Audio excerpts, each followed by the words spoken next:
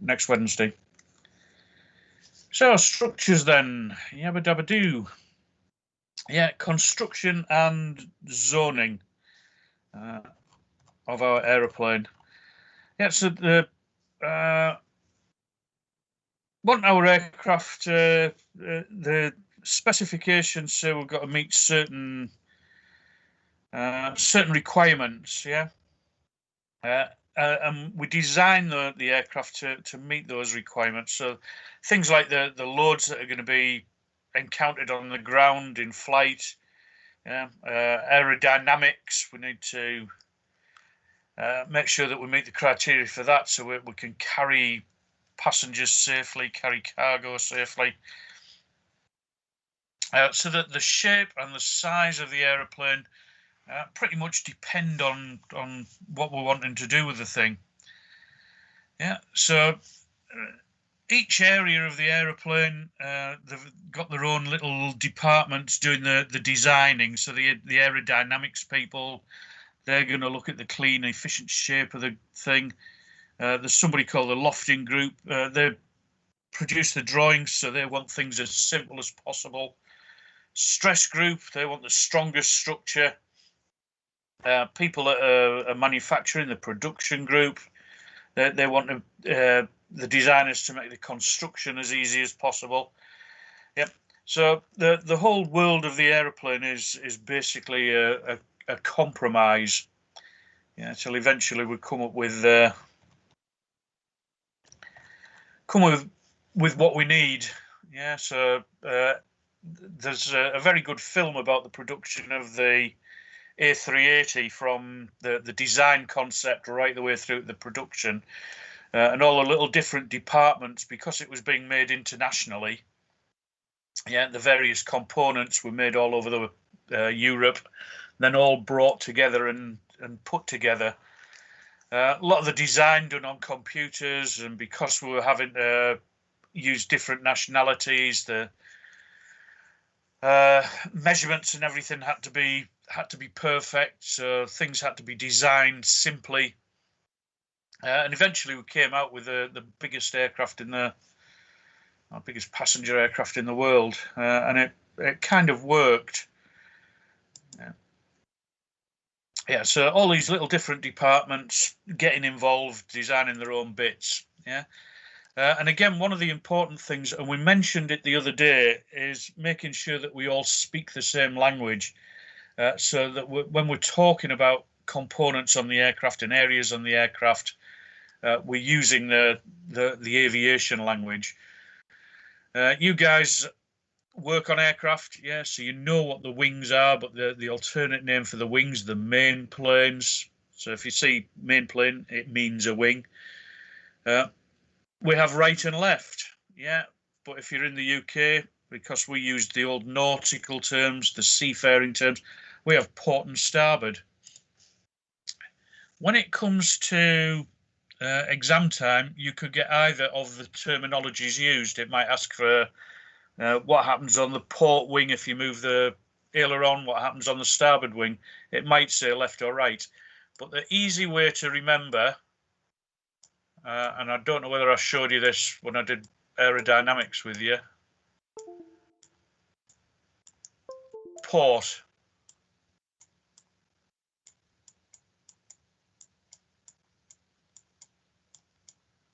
Port is left, yeah?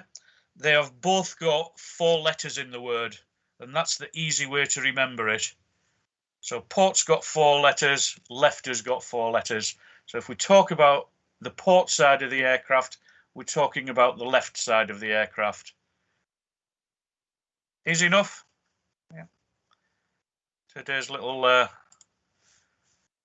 top tip from Jim. Yeah, port and starboard. Port is left because port and left have 4 letters each in them, and that's the easy way to remember it.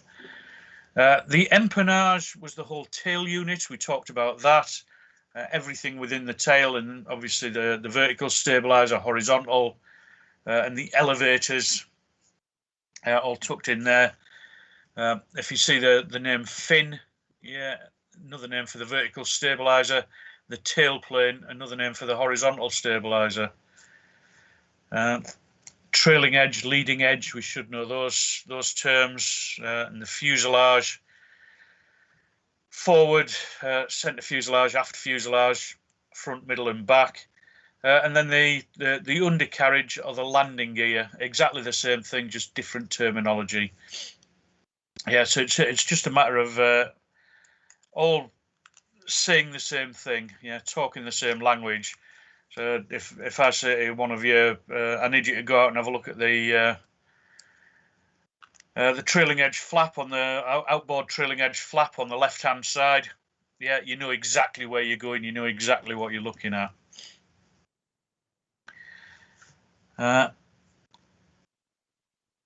Yeah, so speaking the same language. Yeah. As we said the other day, when we come to design our aircraft and build our aircraft, there are certain specifications and standards that we need to meet. And those specifications, the airworthiness requirements for structural integrity, yeah, are found in CS23 for small aircraft and CS25 for larger aircraft. Yeah, so certification specification for airworthiness of normal utility aerobatics commuter category aeroplanes, the smaller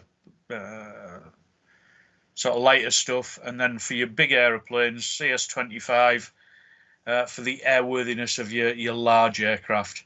So as far as the Mod 11 is concerned, we need to think about 23 and 25, small aircraft, large aircraft. The helicopter boys would need to remember 27 and 29. So if you remember 23, 25, that is the certification specifications for our fixed wing aeroplanes. Yeah, and they're going to contain all the airworthiness requirements that we need. Yeah, loads imposed on the aircraft are the results of manoeuvres and gusts. So obviously the structure needs to be able to cope with those. Yeah. Yeah, gusts are going to change the wing angle of attack, so that's going to change the lift of the wing, and obviously if we change the lift, that's going to be a load on the aircraft. Yeah. So aviation, yeah, we use the term G to denote the acceleration caused by gravity. Yeah, so aircraft's airborne, it's constant speed, constant velocity, constant altitude. That total lift produced equals the aircraft weight. Yep. And we express that as a 1G load. When the aircraft's parked on the ground, yeah, the weight on the wheels, it's still subject to a 1G load. The pull of gravity that's hiking it down to the ground. Anytime we change the aircraft's velocity, yeah, we're going to put an accelerative force onto the aircraft. So it's a positive or a negative acceleration force, and that's going to be felt by the occupants. That load factor that we're applying is again expressed in terms of G. Yeah, and G is the ratio of the forces experienced during the acceleration to the forces existing at the normal 1G flight state. So if I'm snotting along, minding my own business, yeah, I get a gust of wind, that's going to put an accelerative force onto the aircraft. That force now, that lift force is overcoming the weight of the aeroplane. Yeah, and so the relationship of the weight of the aeroplane, or the G that's pulling the aircraft down, to that accelerative force, that is the load factor that we're applying to the aircraft. Yeah, and those load factors generally known as G forces. Yeah, so flying along straight and level, yeah, get a gust of wind, that's going to cause the wing to lift. It's going to give an accelerative force to come away from the straight and level. Yeah, and that force expressed in terms of G, I wouldn't worry too much about centripetal and centrifugal. Centrifugal force is what's pulling us out of away from the turn. The centripetal force pulling us into the turn. Yeah. When we talk about G forces, generally positive G is going to push you into your seat. Negative G is going to try and lift you out of your seat. Yeah. We are normally going to be subject to positive G, but there are occasions where negative G could be applied.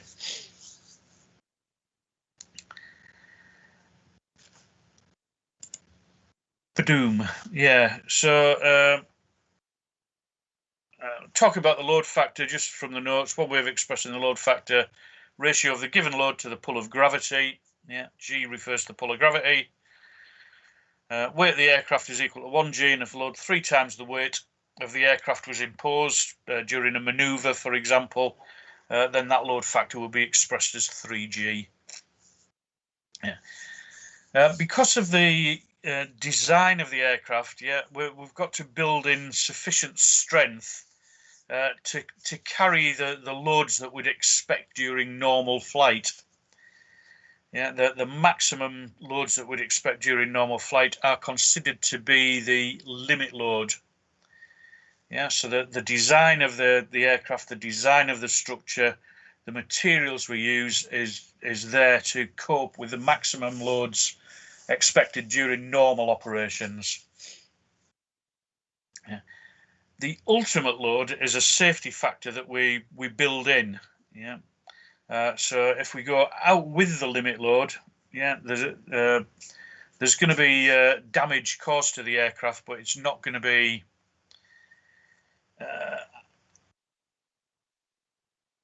I was going to say hazardous to flight safety. It can be, but up and above the limit load, yeah, we're going to get a slight deformation of the aeroplane, maybe a bit of cracking, but nothing too dramatic.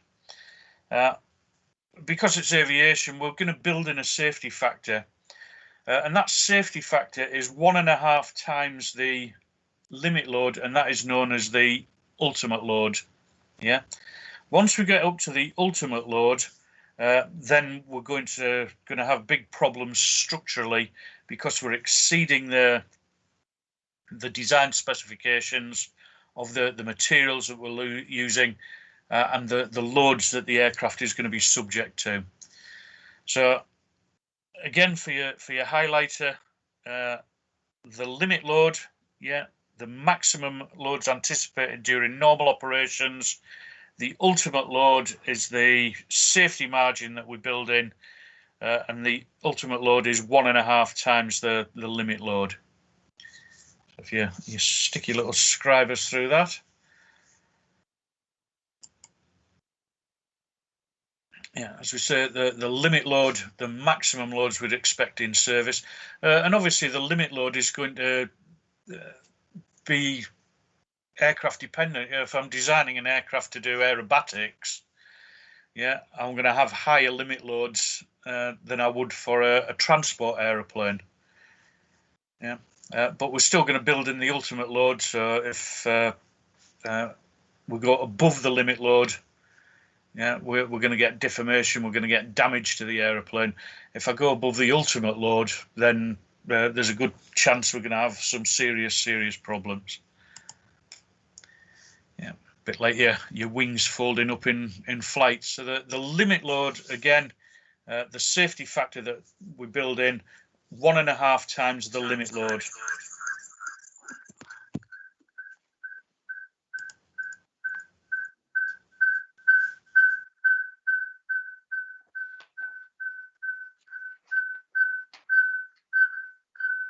Somebody hunting submarines, are they?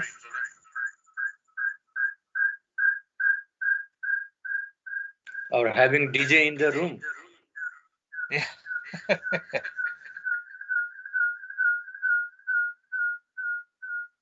Is that Sanjay?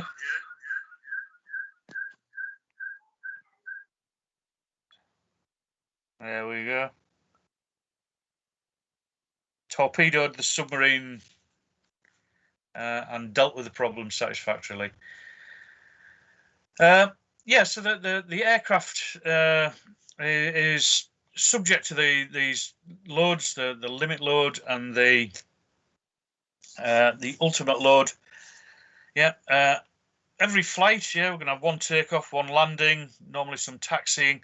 So we're going to get other loads applied to the aircraft as well as the loads in flight. Yeah. So all the various components need to be able to cope with the loads that they're going to be subject to. Because of that, the aircraft is designed and certified for a specified maximum weight during flight. And that weight is referred to as the maximum total weight authorized, or the MTWA.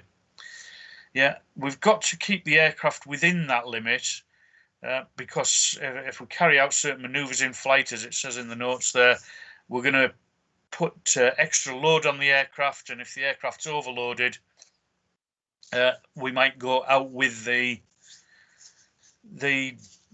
design parameters of the aeroplane.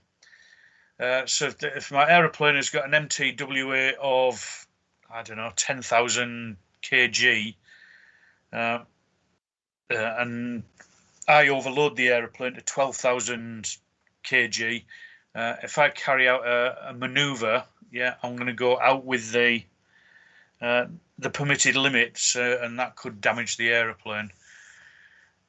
Yeah, so it's saying that the steeper you bank your aircraft, the more loading that we're putting on, the more G that we're pulling. Yeah, so again, depending on what the aircraft's limited to, depends on the amount of G that we can pull. And that information is found in what they call the VN diagram, or the VN chart. VN diagram relates to the ultimate and the limit loads related to the speed of the aircraft. And each aircraft has its own VN diagram with its specific speeds and specific limitations. Yeah, just an example of a load factor graph. This is showing us the forward speed of the aircraft, the indicated airspeed of the aircraft, and the amount of G that we can pull at a particular speed. So if I was traveling at 100 knots, yeah, and I tried to pull a 2G turn, I wouldn't be able to because I'd stall the aeroplane. Yeah, so as I'm traveling at 100 knots, I'm limited to what's that, about half G turn, something like that. Yeah, faster I go, my stall region is going to change. So if I go up to, let's say, 130 knots, yeah, I can then pull a turn or apply a load factor of about 2.5 G, and all the way up till we get to the limit load. Yeah, so the limit load of the aircraft, yeah, tells me what the maximum load factor I can apply to the aeroplane is in relation to a particular speed. Obviously, the aircraft is going to be limited to how fast it can fly, so there'll be a limit speed, yeah, which is what, about 300 knots. Yeah, and at 300 knots, if I read off the graph, yeah, the positive limit is about 3.7 G, something like that. Yeah. For that speed range, yeah, I have got a small safety margin of 1.5 times the limit load. Yeah, so depending on the speed I'm doing, I can go up to the ultimate load. In this case, we're looking at around about 5.5 G, 5.5 G. Yeah. And that is my positive ultimate load, the positive limit load, how many G I can pull. Obviously, the aircraft has the potential to pull negative G if we went into a steep dive, for example.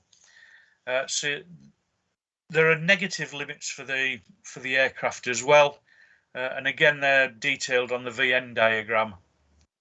The negative limits tend to be a lot lower than the positive limits. Yeah. This one's showing what the negative limit load is about minus 1.5 G. The negative ultimate load 2.5, negative 2.5 G.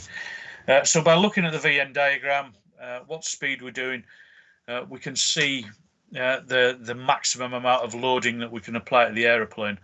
What we're saying about overloading it, yeah, if the aircraft's too heavy, yeah, we could go out with the limits on the graph and damage the aircraft, if not stall it, if not crash it. Yeah, so that's our positive and negative G. Yeah, the limit loads and the ultimate loads. Ta-da! Yeah. So those strength requirements, yeah, the structures are required to be capable of supporting the limit loads without any permanent deformation. Yeah, you might get little bits, but nothing dramatic. All loads up to the limit load, any deformation that occurs mustn't interfere with safe operation, which makes sense. The ultimate loads are checked. It says checked in one of two ways. The structure must be able to support the ultimate load without failure for at least 3 seconds. Yeah, so we can take the aircraft and we can fly it and we can take it up to the ultimate load for 3 seconds and the structure has got to hold. It says proof of strength shown by dynamic tests simulating actually load conditions. Yeah, and where's my little picture? Yeah, what we do is we take an aircraft and we test it to destruction, basically. And I don't know whether you can see, hopefully you see the wings on this thing. Yeah, part of the load testing, the proof of structure was to bend the wings, simulate the ultimate load, see how long it takes it, and then go beyond that ultimate load and see when the failure point of the wing is. Yeah, so we're checking for the strength of the structure, and we're proving that structure is going to be strong enough for the purpose we need. Yeah, see, proof of structure, yeah, for each critical loading condition, every situation loading up the ultimate load may be experienced. So demonstrating the compliance. And we carry out static and dynamic tests or use structural analysis. All the people with big pointy heads can do that. Your structural loads, external loads which act on the aircraft come from the air in the form of turbulence, manoeuvring loads. Yeah. What we say about that, yeah, we've got the proof of structure, but we want to know what the loads are. And it's defined as any load applied to a unit of material is the stress that's being applied, and the strain is the amount of deformation or deflection. Yeah, the ability of the material to return to its original condition, that's known as its elasticity. And on page 10 there, at the bottom of page 10, if you could stick your highlighter through that. Yeah, any load applied is the stress, the deflection or the deformation is the strain, and the ability of the material to return to its original condition when that stress is removed, that's its elasticity.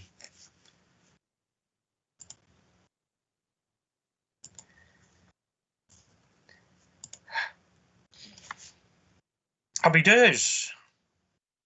Yeah. So the types of stress that we'll encounter, tension that we looked at, compression, bending, shear, and torsion. The one other that we'll come on to is hoop stress. Hoop stress is limited to pressurized aircraft.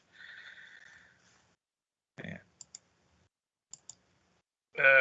Where was we? Manufacturing. I think I just put that on there because it was a nice picture. You can see the size of the aeroplane by the size of the people wandering around it. Stress and strain then. Yeah, stress the amount of load and strain the amount of deformation. The loads that we're going to get, the tension load or the tensile load is a stretching force. Again, reiterate, for tension loads are taken by thin, solid members of structure, and they're called ties. So if you remember T for tension, T for tie. Yeah, stretching load taken by a tie. A compressive load, yeah, is a squeezing load where we're trying to shorten the member, and the component we use to take compression loads is a strut. Yeah, it says that struts can be hollow tubes. Yes, they can, but the design of a strut will vary depending on where we're going to use it, what we're trying to do with it. But generally, for our purposes, for exam purposes, struts take compression loads. So T for tie for tension, struts for compression. Then we get bending loads. Yeah, a bending load is a mixture of a tension and a compression load. Yeah, tension on the outside of the bend, compression on the inside. So load acting on the member cause it a bow bend. Yeah, it's our bending load. Yeah. What we're going to do is use beams to take bending loads. Yeah, and the beams can be constructed in different ways. So a spar, a wing spar, is the most common one.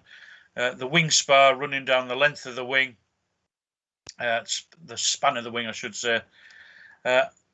So any flexing, yeah, the beam, the spar is going to take those loads.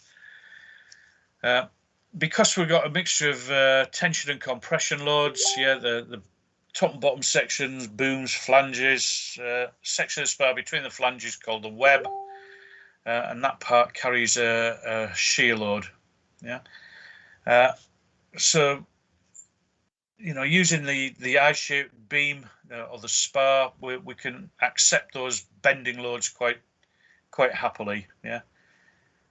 So we've got the booms, the flanges or the caps, the top bits. Then we've got the web, and again a boom on the bottom. Shear is where two items are sliding along in relation to each other. So if we put two strips of metal together, yeah, trying to pull them apart, that load that's going across the way is the shear load. Yeah, the tensile force applied to opposite ends of the assembled strips tend to pull them apart, and that puts shear in the rivet. So the shear load going across the rivet there. Torsion, twisting load. Yeah, torsional stresses try to twist the structure. Don't worry about the angles against each other. Just remember that a torsion load is a twisting load.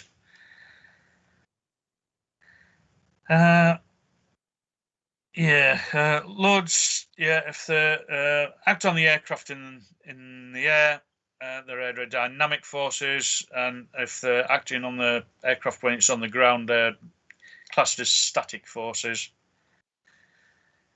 Yeah, so that was our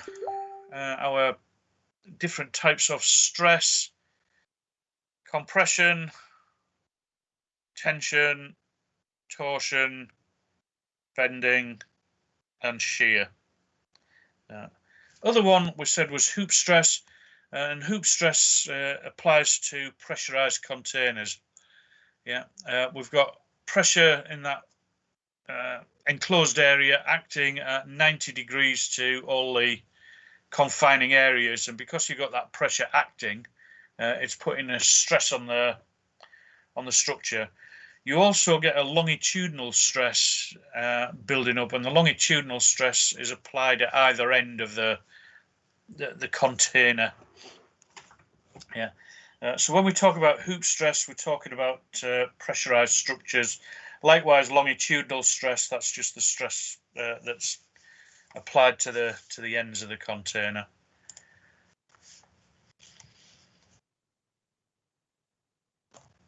Ding, ding, ding.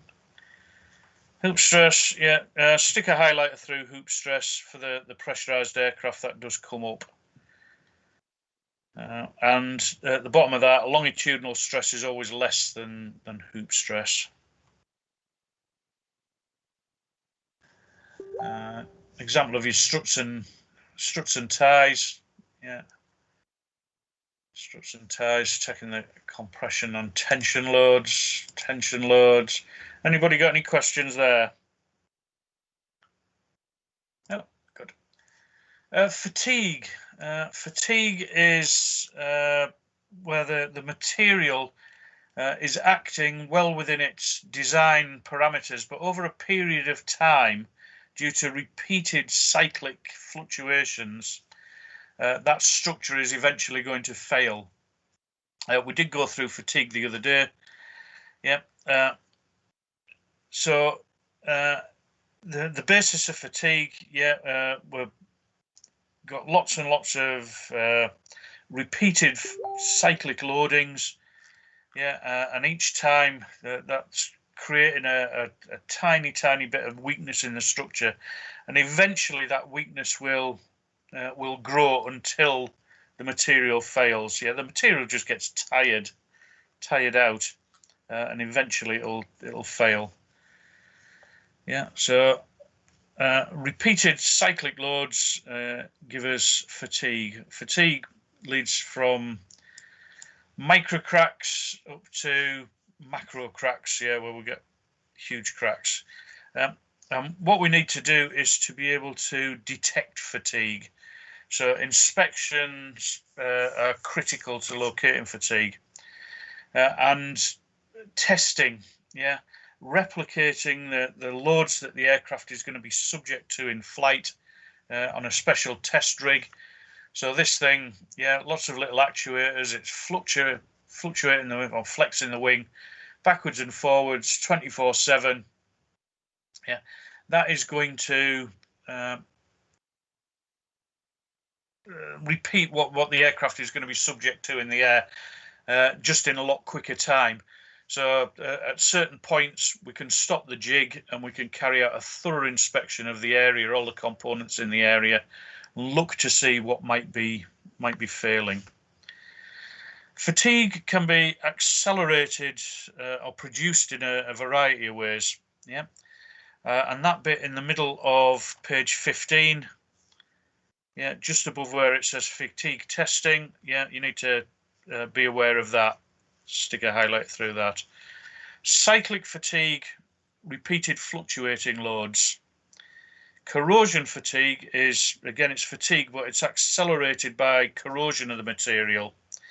Yeah, so corrosion will invade the material, it'll start to degrade it, and that cyclic loading, because you've got the corrosion there, the weakened material, fatigue is going to be accelerated. Small-scale rubbing movements, tiny rubbing movements are known as fretting fatigue, because obviously you're wearing away the material. Thermal fatigue is produced by the stress fluctuations induced by the thermal expansion and contraction. Yeah, it's not the direct application of heat, it's the heat that's generated in the material by the expansion and the contraction of the material. Please don't get thermal fatigue and direct heat mixed up. Yeah, it's as the material's moving, yeah, it builds up a little bit of heat inside it, and over a period of time, that as that heat's expanding and contracting the material internally, it can start to produce cracks in the grain of the metal. Yeah, so your thermal fatigue stress fluctuations induced by the thermal expansion and contraction. And sonic fatigue or acoustic fatigue is a very high frequency fluctuation caused by vibration. Yeah. You hear a screaming noise. Yeah, that is a very, very fast vibration on the material. That's your sonic fatigue. Let's say about fatigue testing. Yeah, using a test bed, replicate the loads that are going to be experienced in flight. Stop the test rig every so often and carry out a thorough examination. Yeah. Anything else we need to say there? Yeah. No, happy days there. Yeah. Safety concepts, again, we went through those the other day. We've got the fatigue testing here to make sure that everything's tickety-boo within its limits. We can apply a safe life to a component, yeah. And with a safe life, what we're going to do is change it before it's expected to fail. Again, the boffins, the people with pointy heads, they'll be examining all these things, and they will say, right, we've had the aircraft on the fatigue specimen. We've found a crack in this bracket, and we work out that this bracket failed at whatever hours. Because it's a critical component, what we're going to do is change it before it fails. So they'll work out a safe life for the component where we know it's going to be perfectly fine up to a certain point, and we will change it before it gets to that point. That is the safe life of a component. It's very good, but it takes an awful lot of time and an awful lot of money to work on the safe life concept. Yeah. So another way around that is to produce fail-safe structure, where within that structure we provide multiple load paths for the loads to dissipate through. With fail-safe, if we get a failure in one point, I think I mentioned the table the other day. We said if we got a table, yeah, and if I stand on the table, woohoo, I'll be happy today. If I stand on the table, it's going to support my weight, yeah, because all the load is being transferred through each of the legs. If for some reason one of the legs breaks, yeah, the other three will still support me, yeah, but I have lost that level of redundancy now. If I get a second leg breaks for whatever reason, then the table's going to collapse and I'm going to get hurt, yeah. So with the fail-safe structure, the bit to remember there is we're providing multiple load paths. We're providing a level of redundancy, but we need a really good inspection regime to be able to find out any failures before the second failure can occur. Yeah, so we're building in that that level of redundancy, yeah, by providing the multiple load paths. Your damage tolerance is where we can allow the component to carry a certain amount of damage before we have to do anything about it. Yeah, and that's design built into the manufacture of the component. Yeah, so the damage tolerance permits it to retain its required strength for a period after damage has been caused. So it may be we've got a bracket that's cracked. That crack can be analysed by the boffins, and they'll say, right, it's not going to do any harm at all until it reaches 10 millimeters in length. After 10 millimeters, then it could be a problem. So what we do is we just monitor the growth of the crack, and we could fly for a couple of years and it never gets to its 10 millimeters. Yeah, and so long as we're monitoring it, we're fine. So the damage tolerance allows us to carry a certain amount of damage. All these design concepts need a good maintenance program so that if there is any damage, we can spot it, we can find it. Yeah. Everybody okay with that? Yeah, and again, these are just some of the things that we went through the other day. The design features we can build in to give that that extra protection. Yeah, so things like your sacrificial tear stoppers, they're going to take the load and take the damage without allowing the main structure to do it. Multiple load paths replace one pin with half a dozen pins. So if we get one failing, the others can take the load. If we've only got the one pin, if that fails, we're kind of goosed. Yeah, making your spars out of multiple sections. Yeah, just prolonging the life of the things. Yeah. Fatigue, we talked about that. Yeah, over a period of time, you can see a little bit of corrosion creeping in. That corrosion will accelerate the failure of the component. So fatigue. Damage tolerant, yeah. Bracket, looks like an engine bay. Yeah, we could probably live with that bracket cracked up to probably that point there. Yeah. Well, be on the safe side. We'll say we'll allow it to go up to the fourth rivet. Yeah. Anything after that, we need to do something about it. Either repair it or replace it.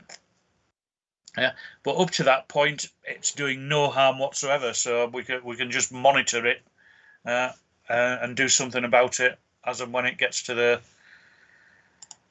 critical point. Your fatigue testing, we talked about that. We've just done that.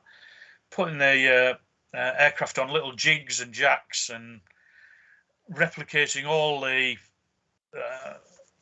loads that we'll experience during flight, and then every so often we're going to inspect.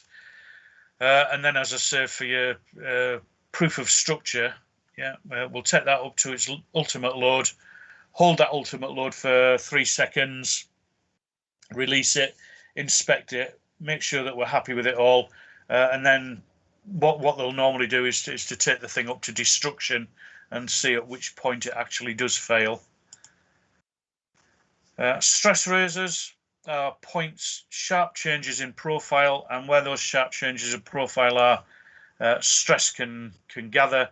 So different ways of dealing with stress raisers, yeah, radiusing corners, staggering rivets, and chamfering, yeah, tapering and chamfering your skin, just to reduce those changes in profile and prevent stress from building up. Yeah, so a little nick there can lead to failure of the component, cracking, because all the stress is gathered around that point. And what that's trying to say is when you're fitting bolts in holes or bullets or whatever, be very careful that you don't cause any damage. Anybody got any questions there? Stuff that we've already done. Again, classification of structure. Our structure is going to be classed as either primary or secondary structure, and the definitions of your primary, secondary structure. If that structure fails, yeah, it's going to cause catastrophic problems for the aircraft. Probably loss of the aircraft. Primary structure failure. Any structure that fails that could lead to catastrophic loss, I should say. Any power unit failure, yeah, so anything that's attaching power units could be classed as primary structure. Any structure that fails that would cause injury to the occupants of the aircraft, again classified as primary. And a failure of any structure that would lead to uncommanded movement of the aircraft or loss of operation of the aircraft, again primary structure. The secondary structure has such a reserve of strength in it during the manufacturing process, it's more unlikely, it's very unlikely to fail. If you do see tertiary, the term tertiary used, that applies to NIFNAF, structure that's taking no load whatsoever. But tertiary is a term that's it's dropping out of use rapidly now. It's only old people like me that tend to talk about tertiary stuff. So that was primary structure. Yeah, it gives a couple of examples: your spars, your stressed skin, engine bearers, floor members. Secondary structure, big reserve of strength in it, and the loads it's subject to, it's very unlikely to fail. And if it did fail, it's not going to have any particular effect on the aircraft. You know, that could be classed as secondary structure. It's not carrying any loads, it's not doing any load bearing, and the damage is unlikely to jeopardize the safety of the aircraft. Yeah, so big reserve of strength in it, unlikely to fail in the first place, although this one obviously has. Yeah, PSEs, or principal structural elements, are components that contribute significantly to carrying flight loads, ground loads, or pressurization loads, and the failure of which would result in catastrophic failure of the aeroplane. So principal structural element, yeah, if it failed, it would have a serious effect. So something like this wing attachment bolt, yeah, the bracket failing there, that bracket, due to its failure, every chance that the wing would shift position, that would certainly give the pilot big problems, could lead to the loss of the aeroplane. So that would be classed as a principal structural element. Any questions there?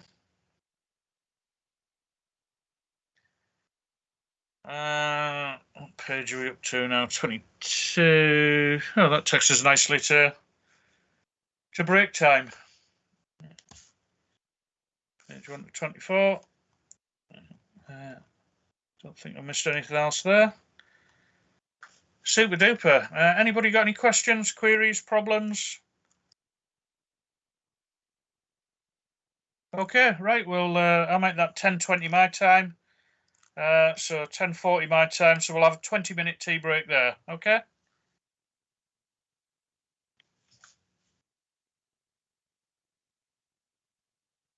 Anybody still there? Yes. All right. Okay, right. I'll see you after tea break then. Okay, Jean.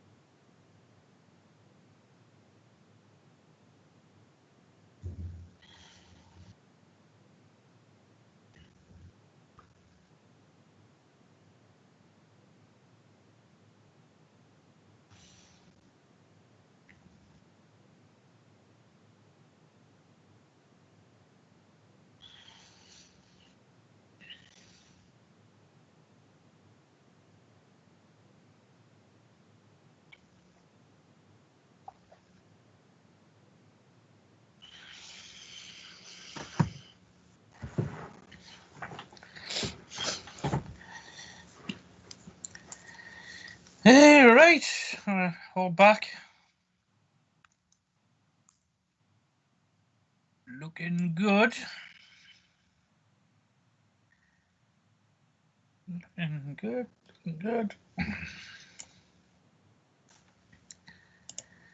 Yeah, right then. So zoning, yeah, zoning and stations and identification of locations on the aeroplane.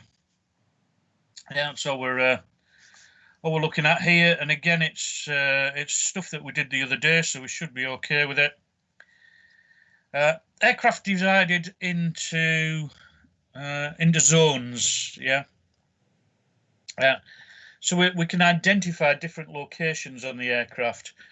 The zoning of the aircraft specified by the ATA, Air Transport Association of America, and most aircraft manufacturers use the ATA zoning system now. Yeah. Aircraft split up into major zones, major subzones, and individual zones.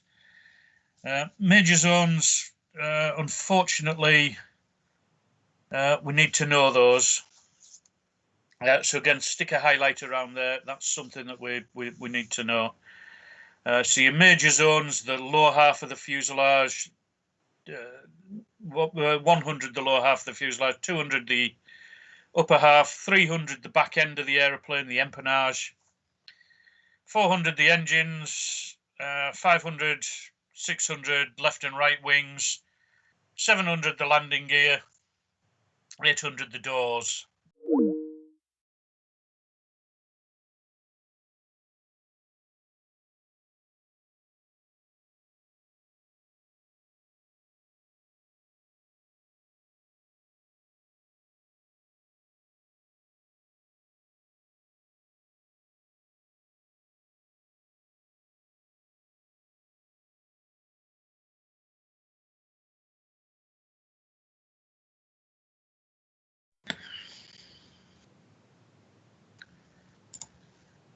Yeah, so your major zones are then divided down into major subzones.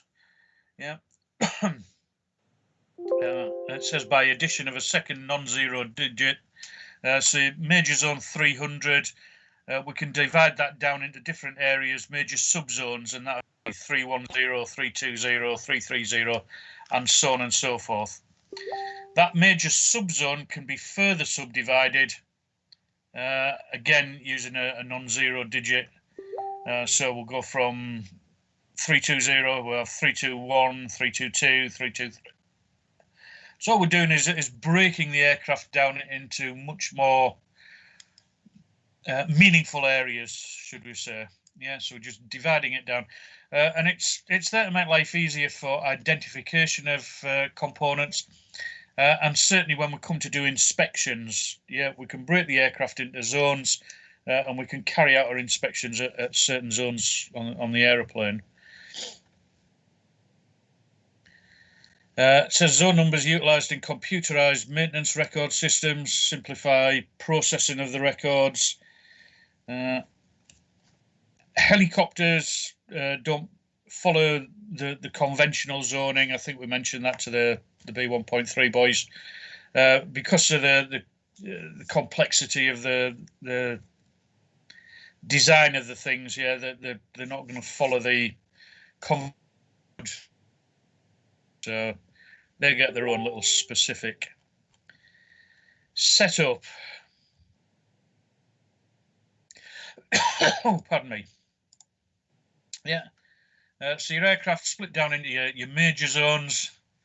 Yeah, then we can take the major subzones and then the zones themselves. Yeah. Again, your zone, what was it? 600. The wing. We could break that down into inner wing, mid wing, outer wing. 610, 620, 630, so on and so forth, and then break that down into little zones itself. The engines, we can do that. I think engines were 400, weren't they? So, as we said, we're just breaking the aeroplane down, theoretically. Yeah. Unfortunately, you need to know what the major zones are. If you know the major zones, then you can work everything out. Yeah, 100, 200, 300, 4, 5, 6, 7, 8, and 9 is the difference between different aeroplane types. Yeah, uncommon differences. Splitting it down. Yeah, again, when we talk about the non-zero, so 300 split into 310, 320, 330, and then the individual, let's say 32, because it's there. 320, the subzone will be broken down into individual zones: 321, 322, 323, so on and so forth. Yeah, it just makes life nice and simple for everybody.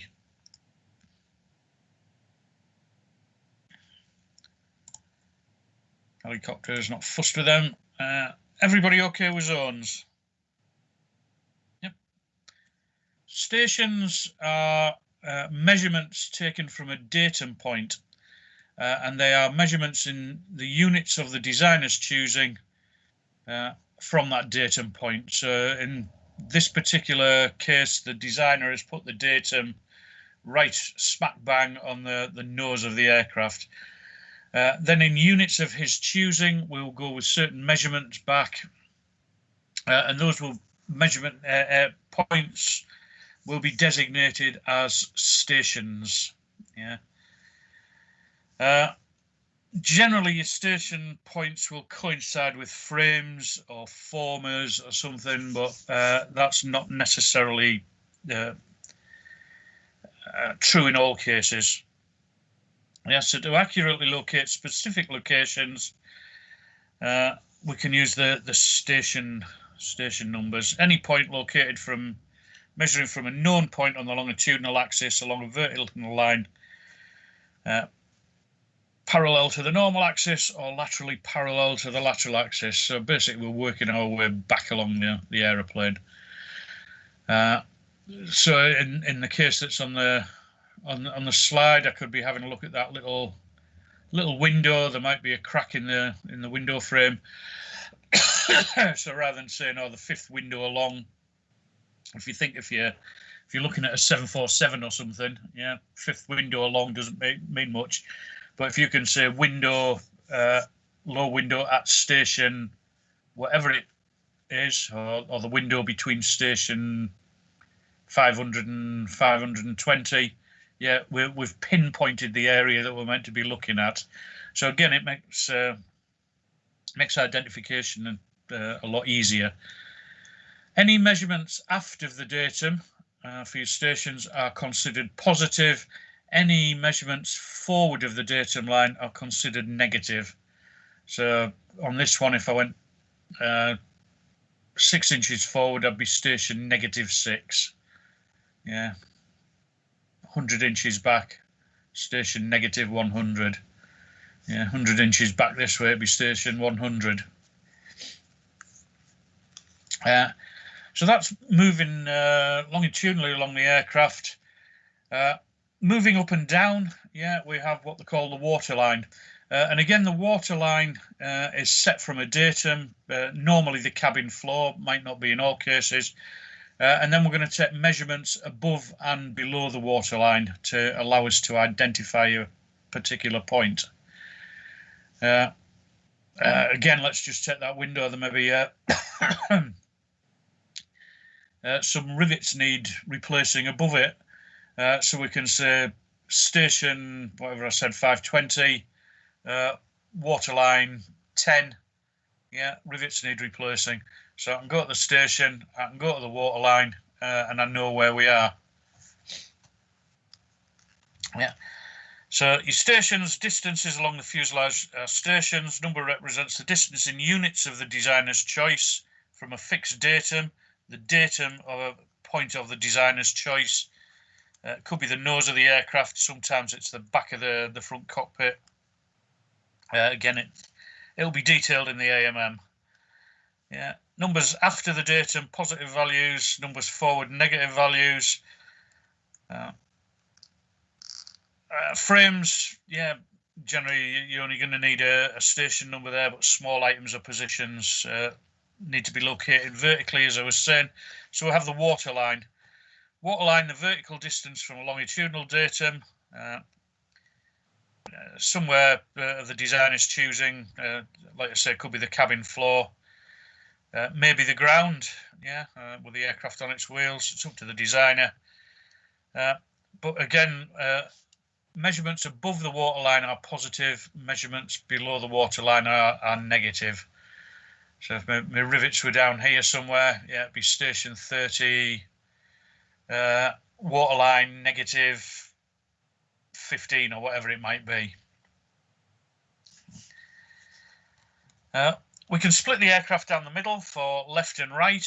Yeah, so buttock lines, measurements left and right of a vertical plane running through the aircraft's longitudinal axis. Buttock lines, you can either say LBL or RBL. Yeah, so we're right or left. Large aircraft, wings are also divided into reference planes, as it calls them. Yeah, we're just going to pinpoint areas on the wing. The wing numbering can be either be wing stations or it can be wing buttock lines. Yeah. If we go parallel to the buttock line on the aircraft, yeah, the wing positions are wing buttock lines. Yeah, perpendicular to the wing and parallel to the body of parallel to the body buttock line. A wing station will be measured and it'll come in at 90 degrees to the leading edge. So again, it just depends on what the designer manufacturer's designated, yeah, as to whether we've got wing buttocks or whether we've got wing stations. Station 90 degrees to the leading edge. The buttock lines, just remember that they run parallel with the fuselage butt lines. Yeah, easy enough. And then left and right, yeah, whichever side you're looking at. And we can do the same method for our stabilizers, for the fin. Yeah, we can give those numbers as well from a datum, and all that information found in the leading particulars for the aircraft in the manual. Yeah. So your stations, yeah, take your datum wherever that's been put. Anything after the datum positive, anything forward negative. Again, just examples from a manual. Anything else there? Wing stations, wing buttock lines. Yeah. Happy with those. Any questions on any of that little lot?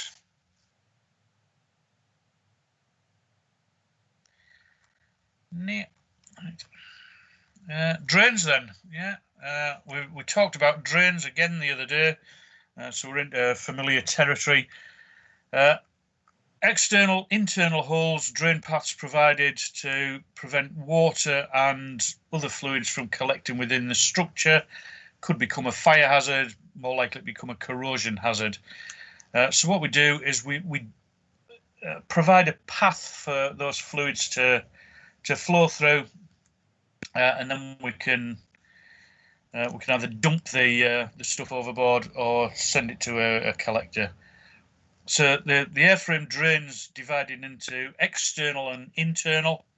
External drains obviously on the external surfaces, and they dump the fluid overboard.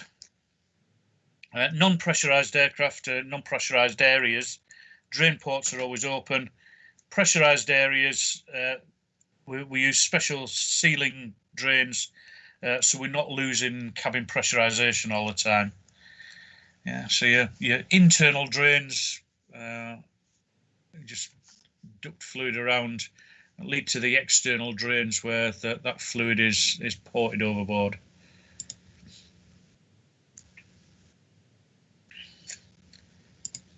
Ta-da! Yeah. It says there are basically 3 types of drain used on the aircraft. 2 types rely on pressurized air within the cabin to keep the valve closed. One is a rubber flap seal, the other spring-loaded seal. Both open when the aircraft is stationary on the ground, allowing fluids to drain overboard. During flight, the valves close, preventing any air loss from the cabin areas. And the other type of valve uses cabin pressure air to close the drain path by moving a plunger down to seal the drain. So what we've got, little rubber flaps, so the pressure will hold that down. Leveling compound applied, just to prevent little corners and pockets being available for moisture and crap to accumulate in. Spring drain, we talked about that the other day. The drain hole normally open, but as we get pressurized air in, the air pressure will seal off the drain, prevent cabin pressure being lost.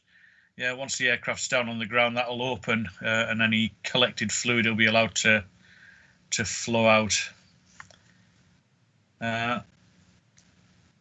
Drain valves, where we can open the drain. We'll allow stuff to accumulate, and then we can open that drain and just allow any fluid to flow out. It's just as you can see there, tank and sump drain. It's just a matter of undoing the fastener. As we undo the fastener, it'll open a channel through the drain to allow captured fluid out. And then when we secure it back in position, it'll seal the drain off. Your overboard drains, we looked at those the other day. Needn't worry too much about that. External ports on exterior surfaces. Ting, ting, ting.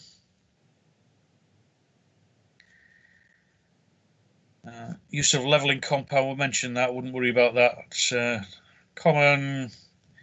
Cabin pressure keeps the things closed during flight.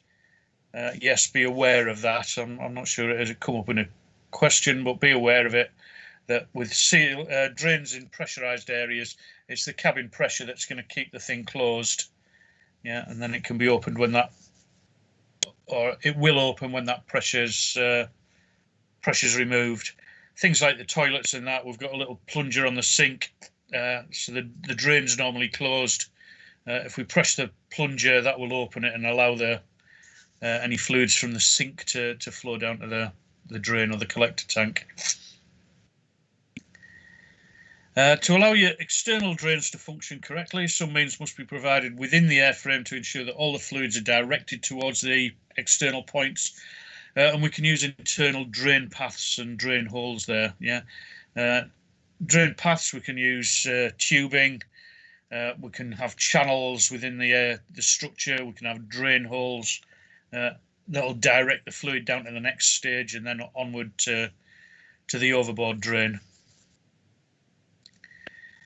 I was going to say something there about internal drains. Can't remember.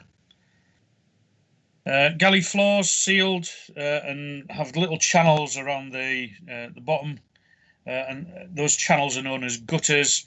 Gutters are drained by drain lines, and those drain lines lead to the overboard drains. That's what I was going to say. When you're walking around the aircraft and you see the drain holes on the lower surface of the wings and the lower surface of the fuselage, that's there to let moisture out. And quite often the fluid on its way down will collect crap with it, and those little drain holes can get blocked. It's worth it if you've got a pen or a piece of locking wire or something in your pocket. Yeah, just as you pass in, just to make sure that the drain holes are clear. It saves you an awful lot of work rectifying corrosion, just for the sake of cleaning a little hole out.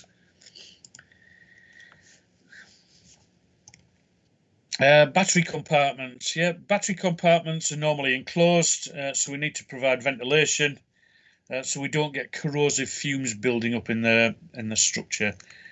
The overboard drain is required so that any electrolyte from the battery is vented, ducted away. Vent pipes, plastic for lead acid batteries, and stainless steel for alkaline batteries. Right, again, I can't remember whether it was a mock question or whether it was in a real exam. But for your drain lines from the batteries, yeah, if you remember, plastic, plastic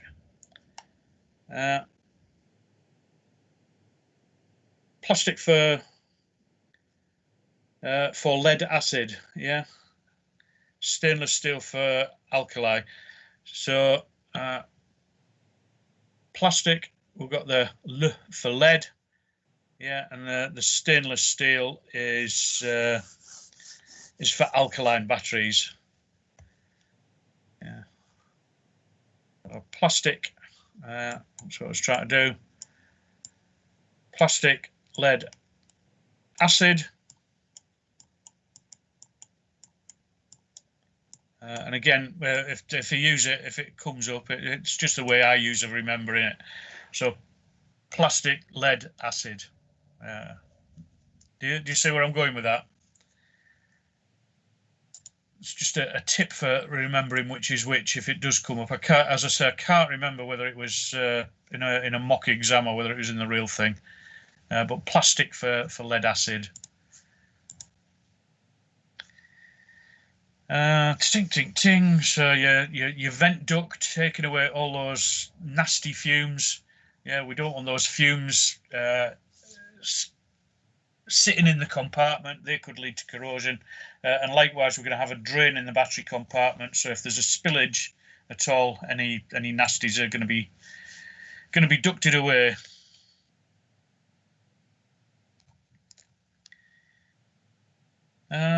Ventilation, yeah, again, that's something else we talked about the other day. The ventilation requirements. We said that the system has got to provide so much air per person per minute. I think it was £1 pound of air per person per minute. And the ventilation requirements reflect that, yeah.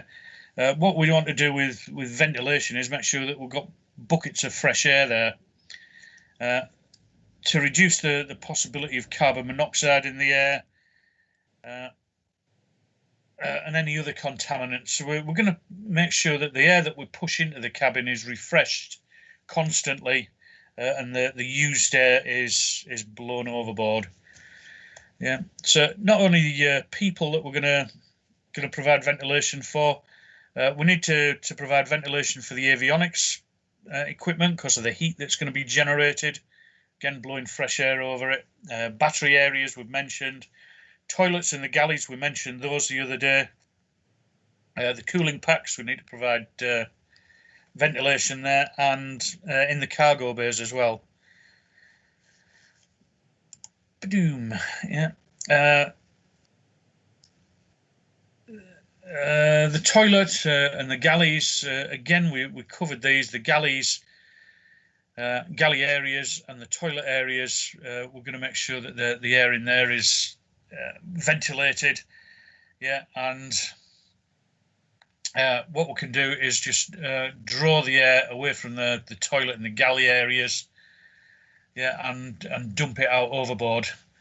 The toilets, the vent, normally at the back of the toilet bowl, and the galley is somewhere above. And all we're doing is just drawing the, we'll call it used air. It's probably not the right expression, but we're taking the used air away and we're going to dump it overboard. With that, we've got a muffler in the system just to damp out the noise of the air going through the pipework. A check valve to make sure that the air is flowing in one direction only. We've got a fan, yeah, that's, if I remember rightly, the fan's used below a certain altitude, yeah, used for venting when the aircraft's on the ground. And we've got the venturi, yeah, and the venturi, yes, it's going to induce a flow of air, but the purpose of the venturi and the ventilation system is to limit the flow of air going out, so we're not losing all our cabin pressurization through the vent system. Anything else I need to say there? Yeah. Jim, yeah.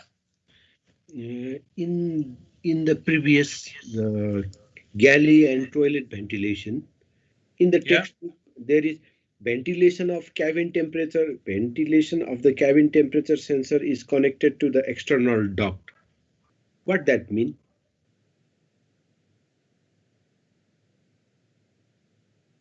I'm trying to think. Is this in the first book that we did? No, right now we are like looking the B11 Part 1 aeroplane structure, the book. Yeah, well, what page are you on? Page number 38.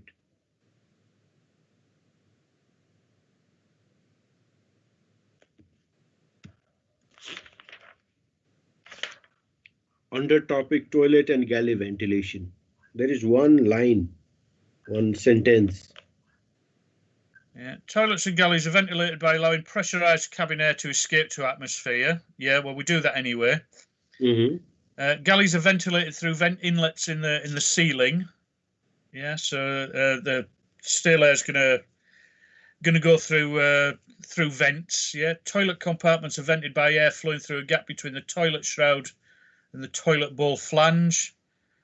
Yeah, and that gets vented into a duct.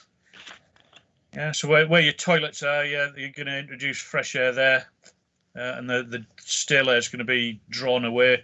Same with the galleys, yeah, the vents in the ceiling, yeah, the stale air is going to be drawn away through those.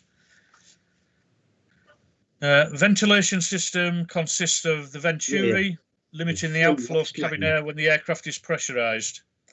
Yeah. Is that the line you were talking about? The last line, ventilation of cabin temperature sensor is connected to the extraction duct. The last sentence. Right, yeah, your cabin temperature sensors, yeah, they're looking at cabin temperature. So we need to make sure that there's a ventilation around them. If we didn't, yeah, because the temperature sensors, they'd start to heat up and they'd give you a false indication. So it's a bit like running fresh air around all the avionic compartment, the avionic equipment. Yeah, you're preventing a buildup of heat. Yeah, and you got the same thing around the temperature sensors. Yeah, you don't want to get a false reading from them, so you're just making sure that there's ventilation around that area. Okay. Yeah. Okay. Sorry, I hadn't seen that line yet.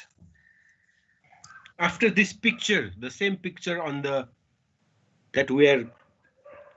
Yeah, I've found it now. Yeah. Okay. Yeah. But yeah, just to prevent any build-up of heat, giving a false indication. The fan, to ensure that the ventilation is running when the aircraft's on the ground, so the fan will pull the air through the system into the ducts and take it overboard. The other bit to note on there, directly below that sketch, on the ground or at low differential pressure, the extraction fan is used to provide ventilation. So normally it's the differential pressure that's going to draw the air through, but we've got the fan there, so if you've got a low differential, or if the aircraft's on the ground, you've still got venting. Okay with that?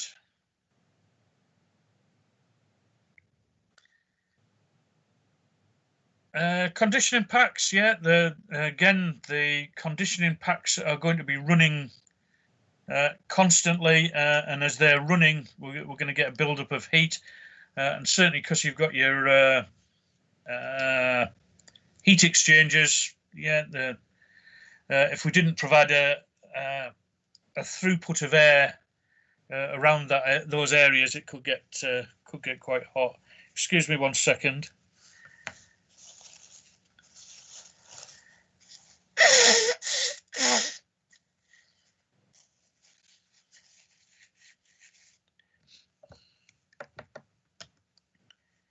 Sorry about that.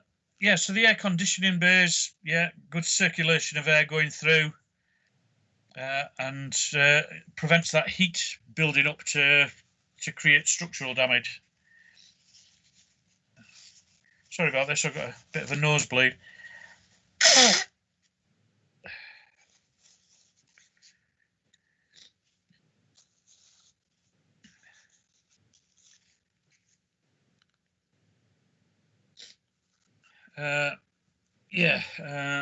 Air conditioning packs, we mentioned those before.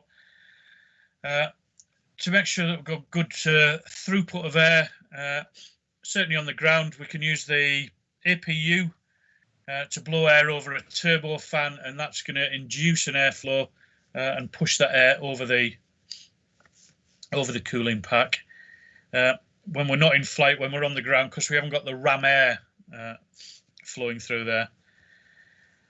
So conditioning packs ventilate to ensure circulation of air, maintains on the ground and in the air temperature low enough to prevent structural damage in the area. During flight, ram air flows into the pack through the necker outlets. On the ground, a turbo fan, it pulls that air through. And all it is a little fan in the ducting. We can take a tapping of bleed air from the APU, blow that across the fan, get that running, and that will pull air through. Cargo compartments, normally ventilated by taking air from the passenger cabin, blowing it through the cargo compartments, and then after it's been circulated around the cargo compartment, it can go out of the aircraft through the outflow valve of the extraction fans may be provided to pull air from the cargo compartment to ensure that there's or pull air into the cargo compartment to make sure there's a good throughput of air. Ventilation system selected on, isolation valves open and the fans start. Should we get smoke detected in the cargo compartments, the extractor fans will automatically stop and the isolation valves will close. That just prevents any spread of fire. But obviously, if you're carrying livestock, I know that's a small aircraft, but if you're carrying livestock or anything, or produce or flowers or whatever it might be, you need that throughput of air to keep those things nice and fresh and cool. And also, you need that throughput of air to prevent nasties building up, yeah, mold and corrosion and all the other good stuff. Yeah, again, your cargo compartments, yeah, checking your horses or your camels or whatever it is. They need fresh air as much as we do in order to live. And funnily enough, yeah, transporting camels.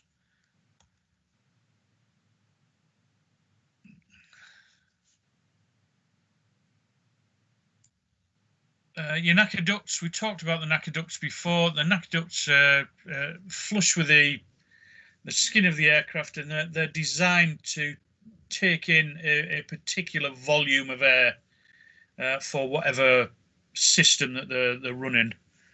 Yeah, they admit the required mass or pressure of air. So again, it's teaching Granny to suck eggs, but just make sure that there's no damage or blockages to those vents.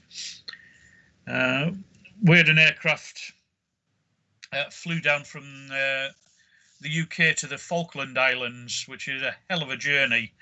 And the pilot got in and he said he was having big problems with his equipment cooling. So lots of overheats, and the overheats tripping off. And of course, because he was over the ocean, he had nowhere to divert to. And when we examined the aircraft, we found a blank had been pushed up, and the blank was resting against the face of a heat exchanger. Because it was against the heat exchanger, obviously the equipment cooling wasn't as good as it could have been. So, if you get problems with your overheating or with anything, it's always worth having a look down there just to make sure that there's no blockages. They're a favourite place for insects and birds as well. If they're not blanked when the aircraft's out of service, you can get birds and insects nesting in there, and again that creates blockages. Exhausts, exhausts on the aircraft. We're taking air in. We need to make sure that we can allow any used air to escape. So we've got exhausts that pass the unwanted air overboard. Electronic equipment, large amount of heat, and that heat needs to be got rid of. So as we exchange that heat, we can get rid of that overboard. Galleys, lavatories vented through exhausts can be. So the exhausts as well as the intakes need to be covered when the aircraft's not in use, not being used for anything. And then examples of your knacker ducts. Large aircraft, floor venting system is provided in the cabin floor, and that equalises the pressures quickly above and below the floor in the event of a loss of cabin or cargo doors. Basically, they're just there to make sure that there's no difference in pressure between the two areas if we get a puncture in the skin or anything like that. Vent grills along the sides at floor level, connected to the structure to blow-out panels in the side walls of the cargo compartments. Blow-out panels secured by rubber mouldings around their edge. So there's little rubber mouldings, blow-out panel. One side, you've got air coming down through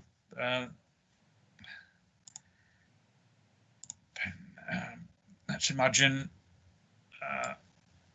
that's the cabin of the aircraft, and where you've got your seats. You've got the floor. You'll have your seats in there, and just down here at floor level there are little sort of grills that run along. Little vent outlets. You'll probably see them. Run along, and your cabin air is ducted out through them. That cabin air down between the sidewall, and sits behind the sidewall, and some of the air obviously goes into the cargo compartment, but your blowout panels are there just to make sure that there's no difference in pressure between the upper and the lower cabin. So if I had a blowout in the lower fuselage, yeah, that would lead to a pressure differential between the upper and the lower fuselage sections. That's what we don't want, because the lower fuselage would start to crumple. So the blowout panels are in there to make sure that they rupture if we get a pressure differential around about 1 psi. Yeah, so they're there just to equalize the pressure between the cabins in the event of some sort of happening.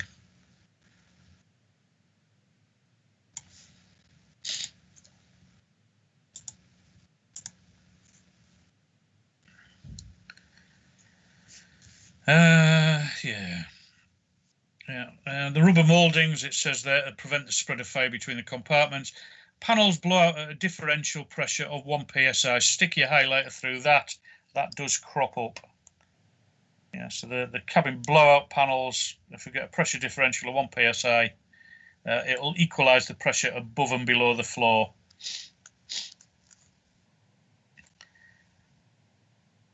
Relief valves and bulkheads equalising pressure along the underfloor areas.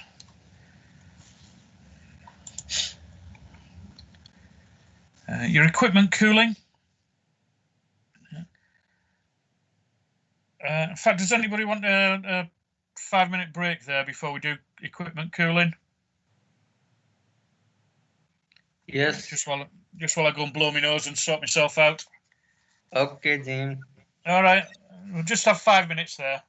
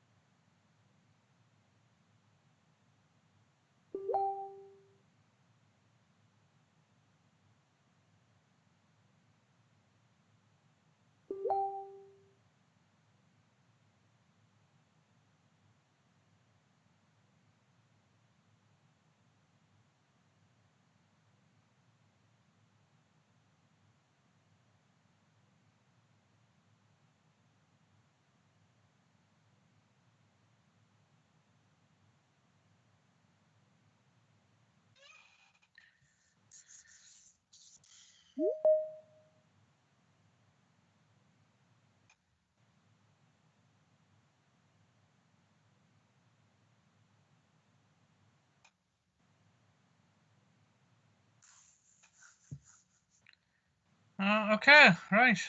We'll plod on then. Get these bits out of the way. Again, fairly familiar stuff. We've done it. The equipment cooling. Yeah, equipment centres, as it says, dotted throughout the aircraft for the installation of electrical and electronic units, components. All that stuff is going to produce an awful lot of heat, so we need to make sure that that's kept cool. Yeah, so all the racking around the boxes, the back of the equipment in the cabin, all generating heat, all need to be cooled down. So we need to duct away that hot air and replace it with some sort of cooling air blowing over it. Just while it's on my mind, and you've probably seen it, but if you look at this picture here, you can see it's got the station number stenciled on the frame it relates to, and here the station number stenciled on the frame. So if you're really lucky on your aeroplane, you might have that. If you're really unlucky, then you've got to get out with your tape measure and guess. But yeah, all your equipment needs to be cooled, so we're going to provide equipment cooling. Yeah, so cooling air provided to maintain acceptable temperatures. Yeah, fans used to draw air across the equipment racks and cool the equipment, and then we can duct that air overboard and get rid of it. And it does say all your radio and equipment racks have got to be bonded, which again is fair enough. What we do find with these things is we not only can blow air around them, the racks that they actually sit on, you can often find that there's perforated tubes actually within the racks that cooling air is blown down, and that cooling air is constantly pumping over the back of the equipment. So aircraft dependent, that sort of thing, but we've got that cooling there for all of our electronic equipment. Again, lightning protection. We looked at lightning protection. Yeah, aircraft in flight will accumulate a charge of static, can be very high voltage. Charge on different parts of the aircraft, not the same value, then the potential difference could build up, and that could induce sparking. And if we get that sparking, that's going to present a fire hazard. Yeah, can damage the structure, interfere with radios, can lead to corrosion as well. So to prevent the build-up of potential difference between any parts of the aircraft, we're going to put connections between them, yeah, an interconnection, and that interconnection known as bonding. Yeah, low resistance path between all the aircraft parts provide an earth return system for all your electrics. Yeah, and that bonding is going to minimize the effect of a lightning strike on the aircraft. So as lightning hits, you've got an almighty charge of electricity, and I think I said previously, what we want to do is to direct that through the airframe in a manner where it's going to cause the least amount of damage, and then that electricity wants to go back to Earth, it wants to go back to its home, so the path that we provide will allow it to jump from the aircraft back out to atmosphere, and atmosphere counts as the Earth in this case. Yeah. So bonding the structure, the metal structural components rely on the conductivity of the fasteners that join them together. Some assemblies require the paint to be removed at particular points, and we can make sure that there's a good connection between components there. Bonding leads, yeah, little metal wires, yeah, components fitted the structure and parts of the surfaces that move in relation to the structure, connected by bonding leads, and their little lengths of metal cable. Yeah, it's a nice picture of a lightning strike, lightning traveling through the aircraft. And obviously, because this thing's on the ground, the tyres provide the earth, so that electricity travelling through the airframe, wanting to go back to earth, and it's going out through the tyres. Yeah.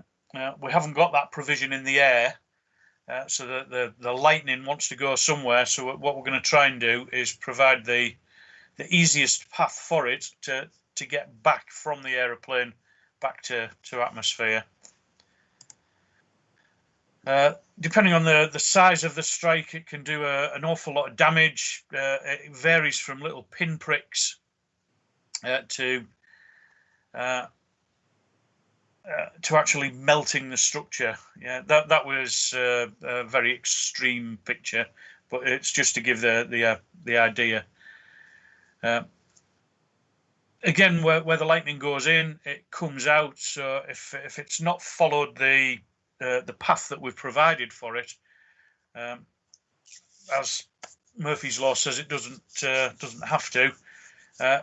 Then we need to not only look for an entrance wound, we look for an exit wound on the aircraft as well. Yeah, and in this case, that's where the lightning exited it. Yeah, so generally your strike's going to be somewhere near the nose. It'll travel through. We want that lightning to go back to atmosphere, but in this case, it came out at the wingtip quite explosively. Your non-metallic structures, yeah, composites, control surfaces, they've got a conductive layer applied during the manufacture.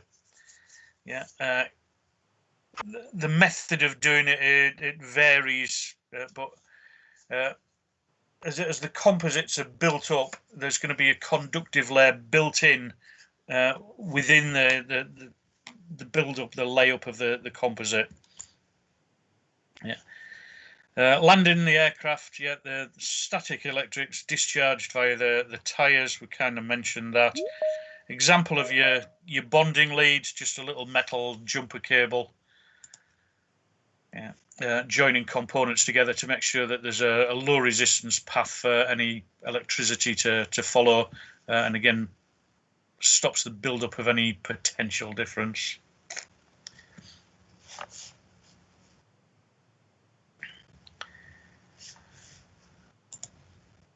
Well, I was going to say something there, and it's completely gone.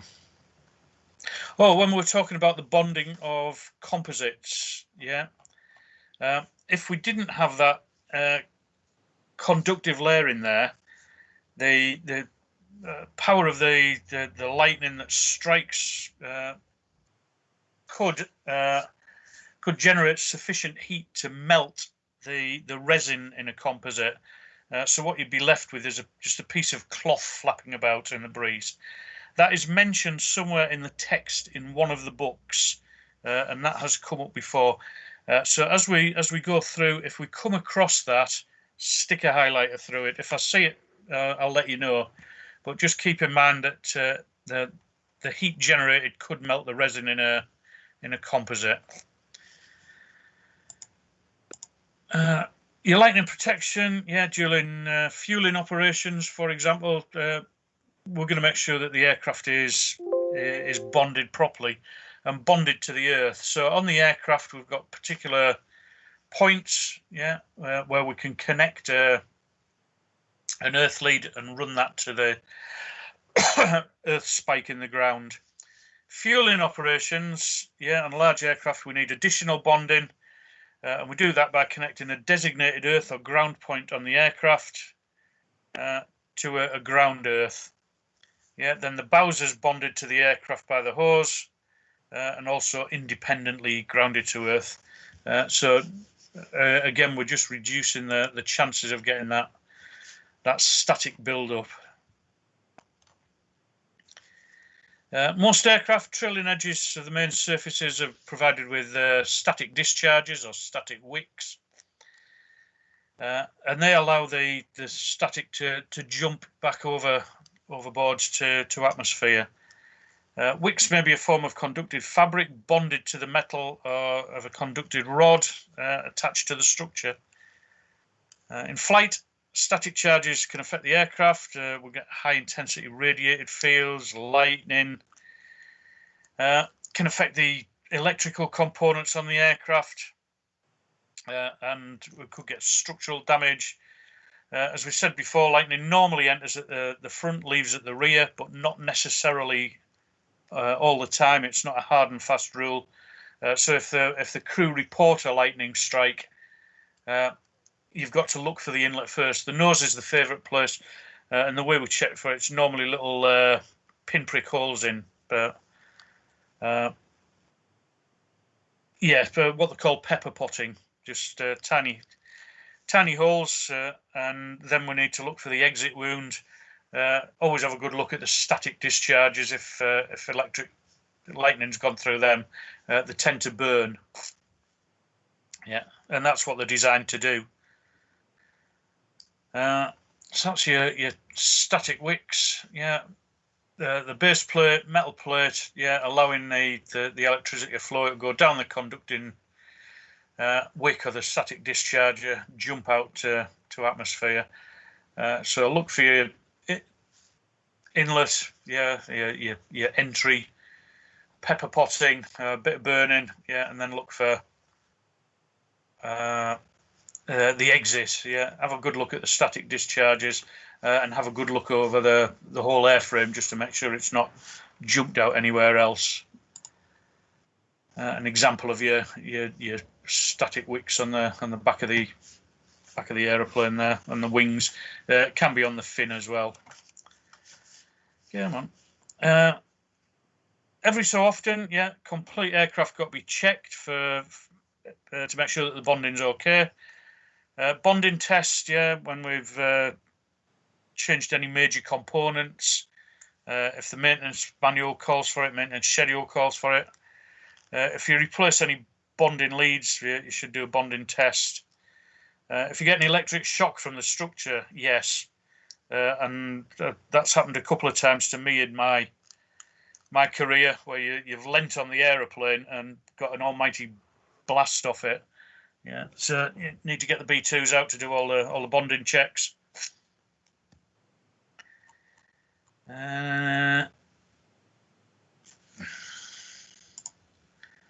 Anybody got any questions on that at all? No.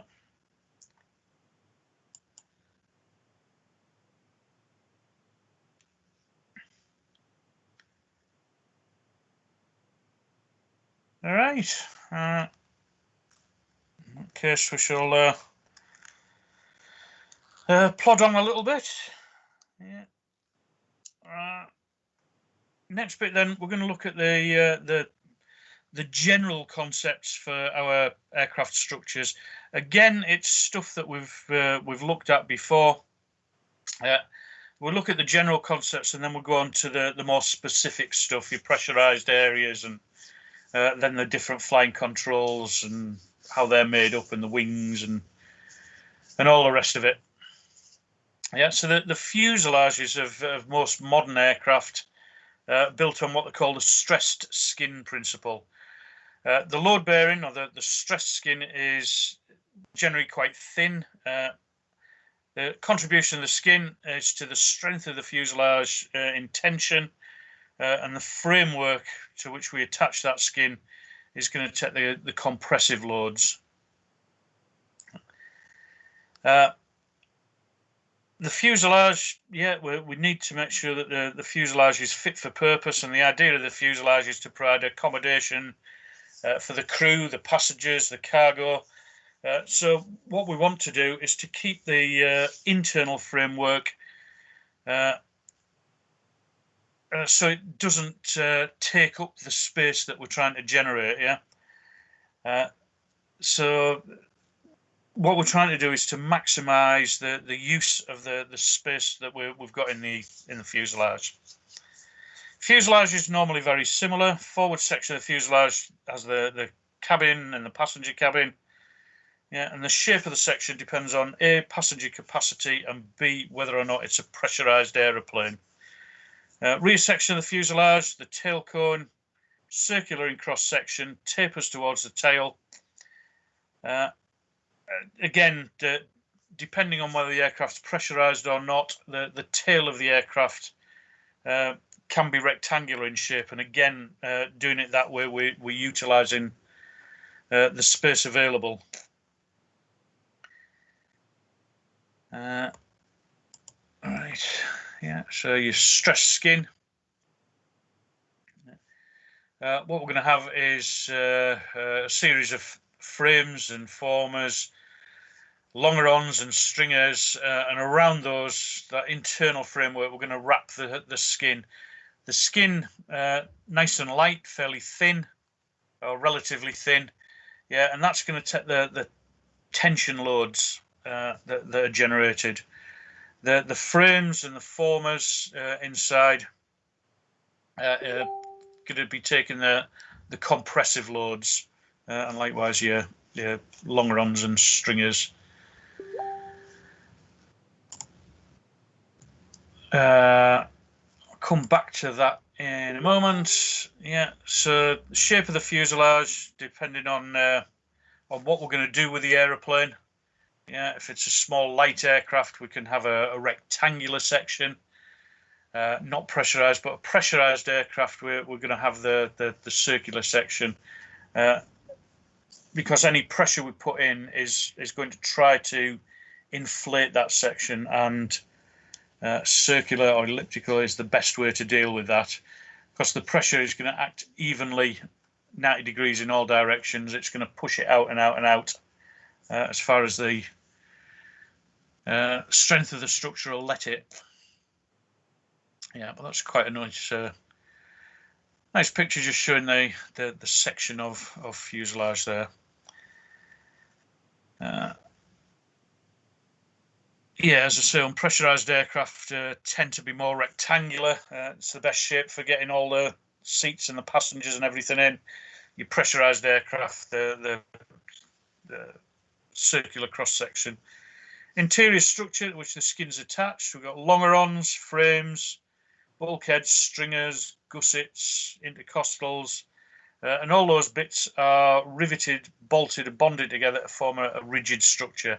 The skins then riveted onto the structure to form the complete unit, and the thickness of the skin depending on whereabouts it is. Yeah, so running down the length of the aircraft, as we said before, we've got our stringers. Running down the length of the aircraft, tend to be on the lower surfaces, big, heavier members, the longerons. Yeah, your beams running laterally across the aircraft, and on the beams we can put the floor. Yeah, anything else we need to mention on there? Not really. The wing box, yeah, we'll look at wing boxes in a minute, but the wing box where we're going to attach the wing to the fuselage, and obviously the loads from the wing need to be transferred through. So we'll have a wing box there. Windows so we can see out. Little cutouts in the skin, so we can see. Yeah, that was all our ducting that we were talking about before for your pressurization. Yeah, and get some running down the back of the baggage containers. Longerons, nice big heavy longerons running down the length. Frames and formers. Not a lot else to say about that. Your stringers, said we'd come back. Yeah, take different shapes. It depends whereabouts the string is going to be utilized. Yeah, as to the strength requirements, and they're dictated by the shape of the stringer that we're going to use. Yeah, and we're going to glue that lot together, not glue that lot together. We're going to attach all that lot together to form our aircraft. Stress skin, yeah, applies to both pressurized and non-pressurized aircraft. When we talk about monocoque structure, all the strength of the structure is in its shell, so that there's very little internal framework in a monocoque structure, if any. So as far as aviation is concerned, it's a very, very limited concept. We can't do a lot with it because The larger the aircraft, obviously, the thicker the skin's got to be, and you get considerable weight penalty. So what most aircraft are manufactured to is the semi-monocoque method, yeah, where we've got the skin, but we're putting the additional structure inside to give us the strength and the rigidity, and it's going to help with the damage tolerance as well. Yeah, so your monocoque construction. Again, the third under monocoque construction, just stick your highlighter through, would have no internal structure, only found on small aircraft. Semi-monocoque, yeah, is going to have that additional structure inside to support the skin. Yeah, main advantage lies in the fact that it doesn't depend on a few members for its strength. It means that semi-monocoque, because of its stress skin construction, can withstand considerable damage, still be strong enough to hold together. Yeah, and by reinforcing the skin at various points, we can make sure it's really strong. Yeah.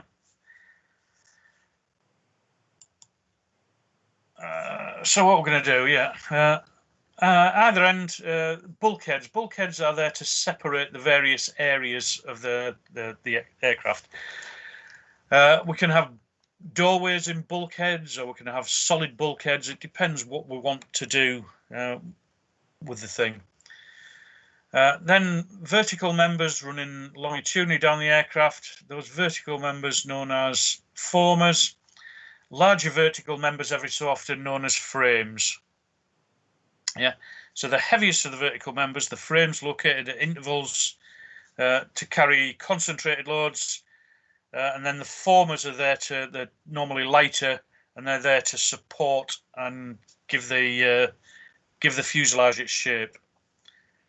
Bulkheads separate one section of the fuselage from another, and as I said, we can put doors in them. But at the front and the rear of the fuselage, they're going to be known as pressure bulkheads. Yeah, certainly on a pressurized aircraft, they're going to contain the pressure and keep it within the fuselage section. Fireproof bulkheads in fire zones, dodgy areas. Yeah, so at the front here, we're going to have a bulkhead. Yeah, and we're going to have our frames, our formers, stringers, longerons running down. Again, another longeron, and the longerons tend to be larger components as well. Right, so out of that little lot, yeah, bulkheads, frames, and formers. They're the vertical structural members. The frames are the larger, heavier of those. Longerons just underneath. The primary bending loads are carried by the longerons. Yeah, strong longitudinal members and extend the complete length of the fuselage. Yeah, so just make sure that we know that they carry the primary bending loads. Stringers, longitudinal members, smaller and lighter, and stringers, where possible, run the complete length of the fuselage, pass through cutouts in the frames and formers, and they are there to give shape and rigidity to the skin. And we've just seen stringers before, and that's the idea of them on the slide there, passing right the way down. Yeah, stringers. Yeah, and you can see how they're passing through the cutouts in the formers there, and in the frames, travelling right the way along. There are different sections, as we mentioned before. The top hat that they're using there, little L section there. Just depends where they are and what the strength requirements are. So those are our stringers. Composite stringers, the same thing, but the composite stringers are bonded to the skin. And again, with composites, we're not worried about corrosion. But the stringers there giving that strength and rigidity to the composite skin, and again passing through the cutouts as we mentioned before. Stringers. Stress skin, yeah, melt skin covering the longerons, stringers, bulkheads, other structural members. Stressed skin carries most of the load, and the skin thickness is going to vary different points in the fuselage. Cleats, I mentioned cleats. Yeah, cleats are there to allow us to join everything together. Yeah, so they allow us to join the stringers to the frames to the skin. Yeah, and that little component there is known as a cleat. Again, I think we talked about cleats the other day, did we not? I mentioned cleats. Yeah, cleats clip small aluminium alloy brackets to attach the stringer to the frames and formers. Cleats riveted to the skin. Doublers, yeah, additional layers of skin, not necessarily the same thickness as the skin to which they're attached, but they give additional strength where required. So around windows, around frames, yeah, and a repair patch in this case. Yeah, the skin's been thickened up to give additional strength. If stresses are large, maybe more than one layer of doublers, just depends. Struts and ties, we mentioned those before. The struts carrying compressive loads, the ties carrying tensile loads. Beams carry bending loads, and again, as we said before, the most obvious beam we've got is the wing spar. Beams in the fuselage run laterally, and we can use those to put the floor on. Yeah. And intercostals are little sections that can be used in place of stringers and fit between frames and formers where we can't run the stringer right the way down. Yeah, that was our struts and ties. Yeah, struts taking your compressive load, your ties taking your tension load.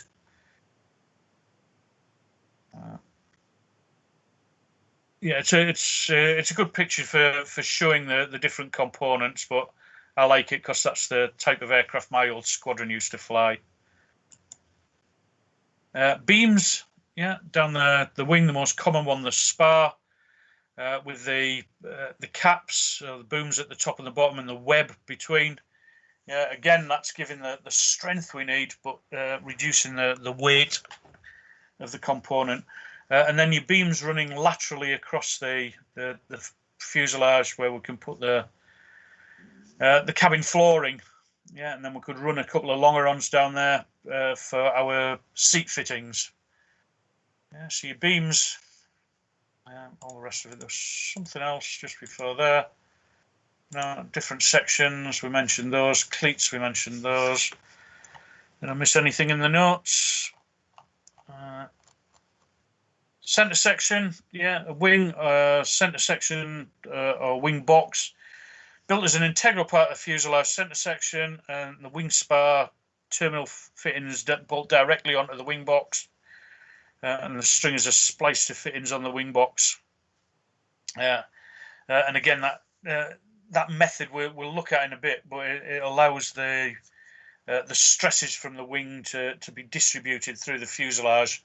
That means that there's no build-up, no stress razors.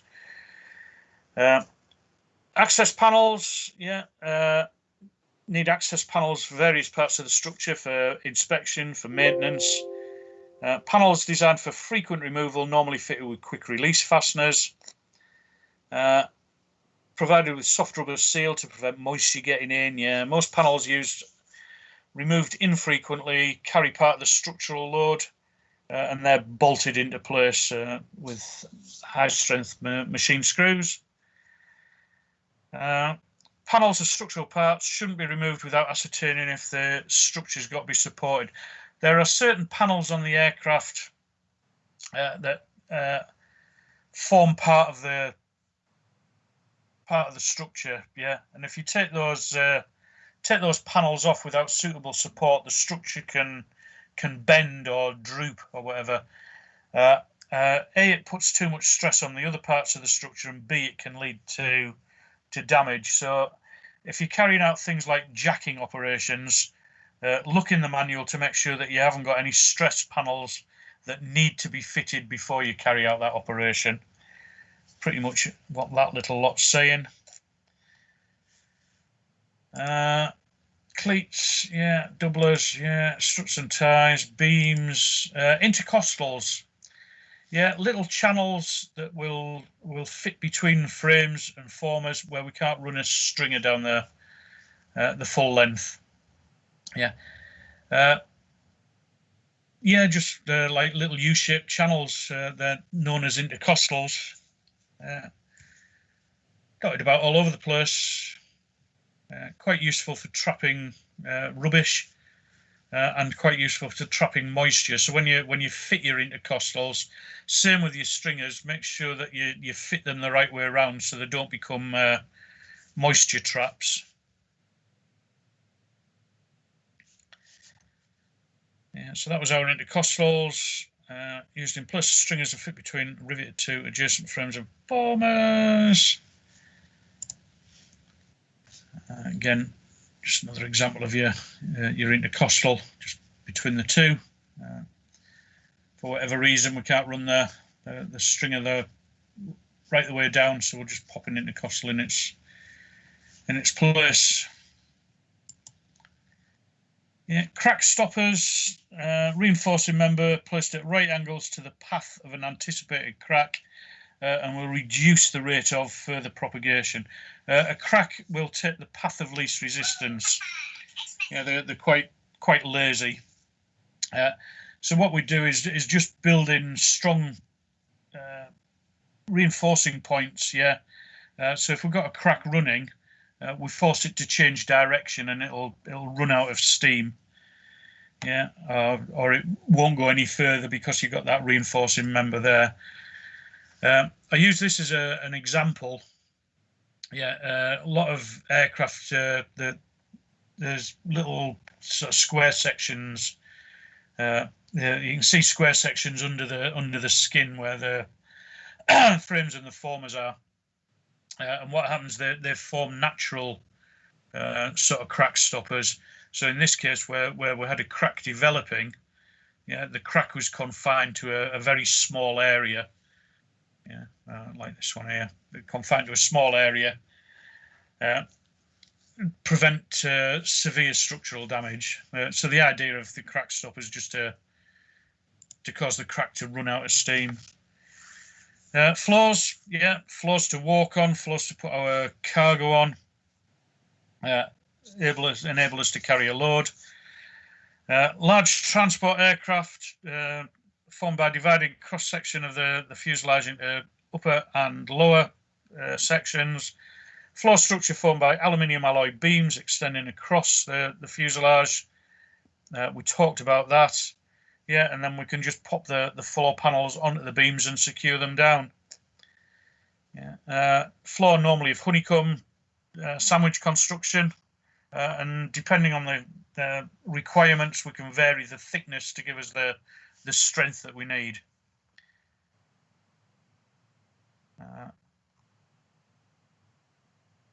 Anything else I need to say there? Not really. That's your beams going across and laying the floor on top of the beams. Yeah, frames and formers there. Stringers running down, and where you can't get your stringer right the way down, you've got your intercostals. Yeah, joining all that little lot together, I can't really see one here to point out, but we're going to have our cleats that allow the frames, the stringers, and the intercostals, and the skin to get joined together. Bulkhead at the front. In this case, we've got a doorway in the bulkhead. Forward of that, at the front of the cabin, there'll be a solid bulkhead, a pressure bulkhead, keep the pressure in.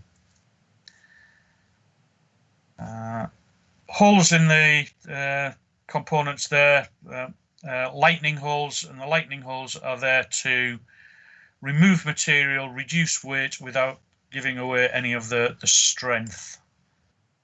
Yeah, so that's your floor beams. Put the beams adjacent to the frames, and then between sections we can put our floorboards down. Lightning holes I've just mentioned, just little flanged holes that are drilled into the various sections, and they are there purely to save weight for us. So we're removing a lot of material, but we're not giving up any of the strength. The other advantage of the lightning holes is we can run control cables or electric looms or hydraulic pipes through them.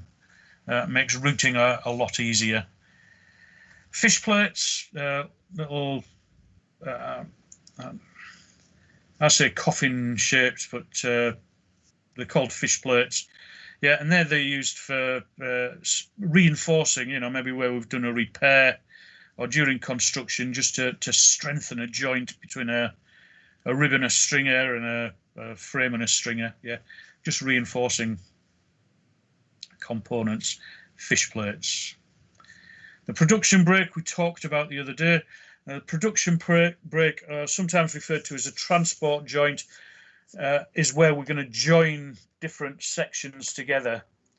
And rather than having a permanent fastener in there, we bolt them together. So if at some point in the future we decide that the aircraft can be modified, lengthened, extra sections put in, we can just split the aircraft at that point and do it. Yeah, so the transport joint, yeah, as it says, makes building simpler. Future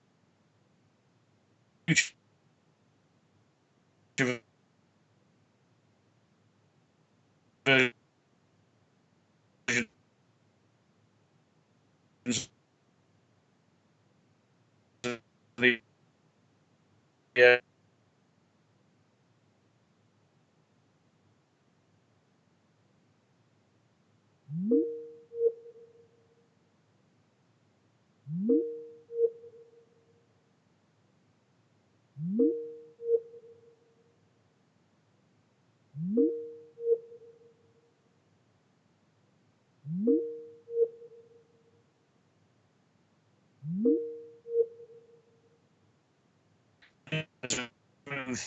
transmission of those loads. Components connected to prefabricated structure, such as the fuselage frames. The structure will be reinforced using doublers, or again reinforced to allow it to take those additional loads. Yeah, and then again, it's just showing the way the load path is being transmitted. Yeah, and the additional fasteners in there to make sure that there's backup, so that the transmission of the load isn't going to create any problems. I think that was that. Fail safe, yeah. Your wing attachment points, yeah, for bolting the wings on. And then we've got the wing box that forms part of the fuselage, but the wing box allows those loads to be transmitted up into the fuselage, so there's a nice smooth transfer, spreading out of the load, so there's no build-up, no concentrations of the load. Yeah, wing attachment fittings. Yeah. Again, this one damaged, it's showing cracking. Piece of primary structure. The last thing we want is that to develop cracks. Yeah, so that would be considered a primary structural element. Yeah, but it just gives you an idea of the wing attachment points. Your engine attachments, yeah, the rear-mounted turbojets fitted to a pair of what they call yokes, running across laterally across the aircraft, connected to structural strong points. Yeah, so they'll be bolted onto frames. They'll run across the aircraft, and then the yokes enclosed in what they call a stub wing, and then we can mount the engines on there. Not a lot else to say there. Yeah, just with the engines, just remember it's going to be taking a bit of a bending load where the engines are bouncing up and down, but they've also got the thrust loads to contend with. So has anybody got any questions on any of that little lot?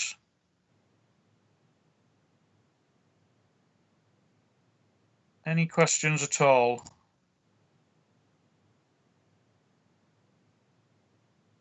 No? Right, in that case, we will break for lunch, and although we're a couple of minutes early, Kathmandu, 1752, 1800, 1900 for you guys? Yeah? Okay. Okay. Okay, Jimmy. That will be 1900, won't it? Is it 1900? Mm-hmm. Yeah, 89. Yeah, that's right, 1900. So that's just over an hour. Just over an hour, and then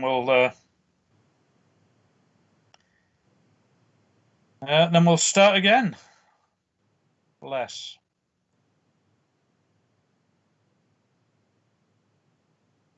Okay then. I shall see you in an hour or so, just over an hour. All right. Then. Okay, enjoy your lunch or tea or whatever.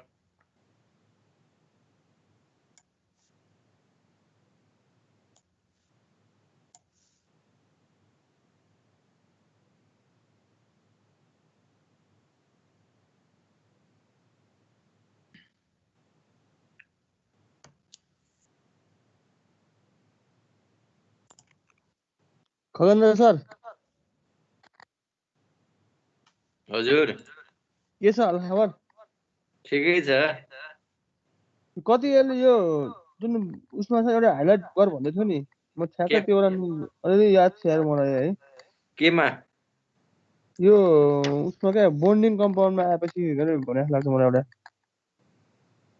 त्यो के भन्छ heating भएपछि कम्पोजिटको resin पिघलिन्छ भनेर melt हुन्छ हो भनेर त्यो कहाँनिर हो त्यही हो त्यो कहाँनिर छ त्यो त्यो कहाँ छ थाहा छैन हैन बुक 1 मा छ होला योमा छैन होला लेख्नु न कतै कुनामा त्यही त मैले त ठ्याक्कै त्यो ओभर टेन्डेन्स खोजेको त्यो रेजिनहरू चाहिँ पग्लिन्छ भनेर भन्दै थियो होइन अनि हाइलाइट गर भन्दै थियो हाइलाइट गर भन्दै थियो फोकस गर भन्दै थियो म यसो खोज्छु देख्दिनँ यार छैन यो बुकमा होला त्यहाँ लेख्नु न कतै heat generation could melt the resin in the composite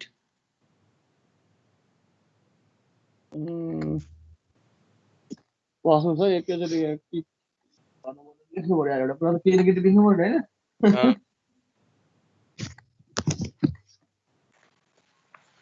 बुकमा छ र बुकमा छैन जस्तो लाग्यो कि यो बुकमा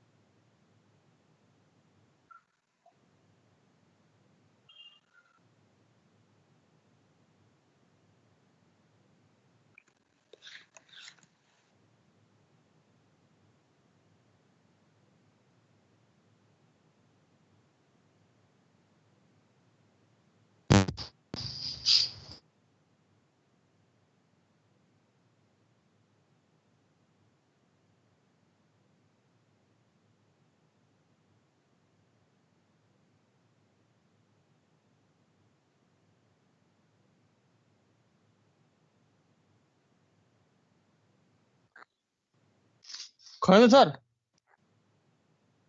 हजुर भन्नुहोस् त के भन्दै थियो अरे हिट जेनरेसन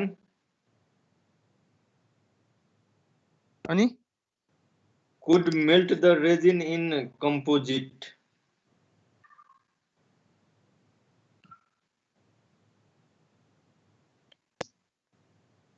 यो कहाँ अर्को वखत खोज्नु पर्छ अलि पछि हेर्नु पर्छ के हैन ल थ्यांक यू है त Okay.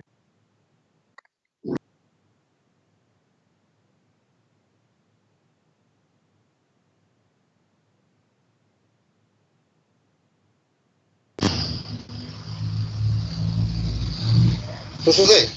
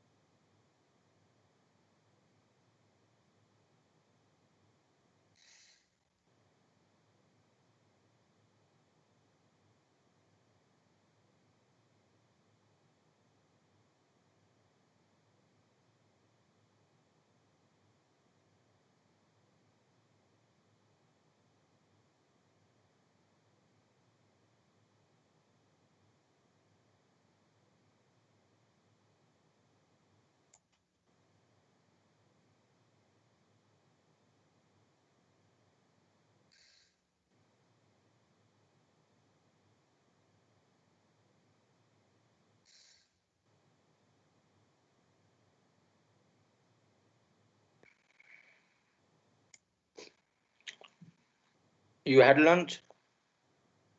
Me? Yeah. Just waiting for everybody to come back. Okay. So in case of crack stopper, it is mandatory to place at a right angle. In case of what, sorry? Crack stopper.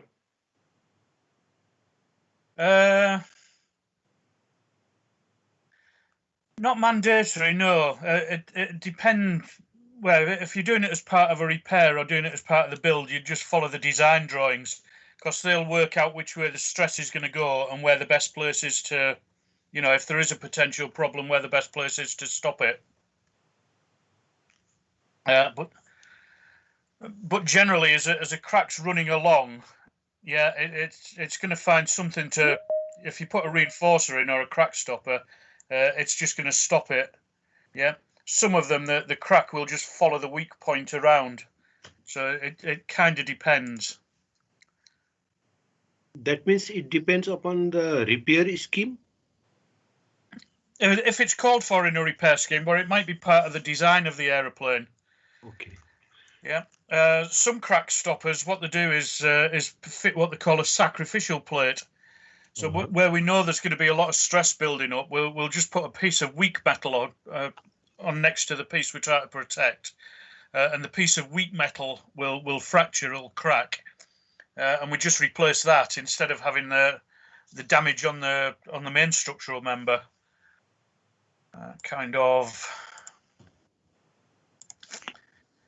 If that's a frame and where it's bolted to, I don't know, the bottom of the fuselage, let's say, and there's going to be a lot of vibration and stress around that area. One of the things they do is just bolt on or rivet on a little plate of metal. Yeah, and because that little thin plate of metal is a lot weaker, that's going to crack. That's going to accept all the stress instead of the main component. Yeah, so we can use sacrificial components as well. Yeah, but the crack stopper, it just depends which way they work out that the crack's going to run as to what we're going to do about it.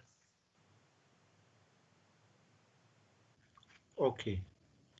I mean, sometimes a stop drill will do, won't it? A stop drill is a crack stopper. Yeah. Sometimes that'll fulfill the function. Yeah, in unpressurized and secondary, some plates, some structure which are not critical. When there is a crack develop, we simply drill the end point. Yeah, yeah. Yeah.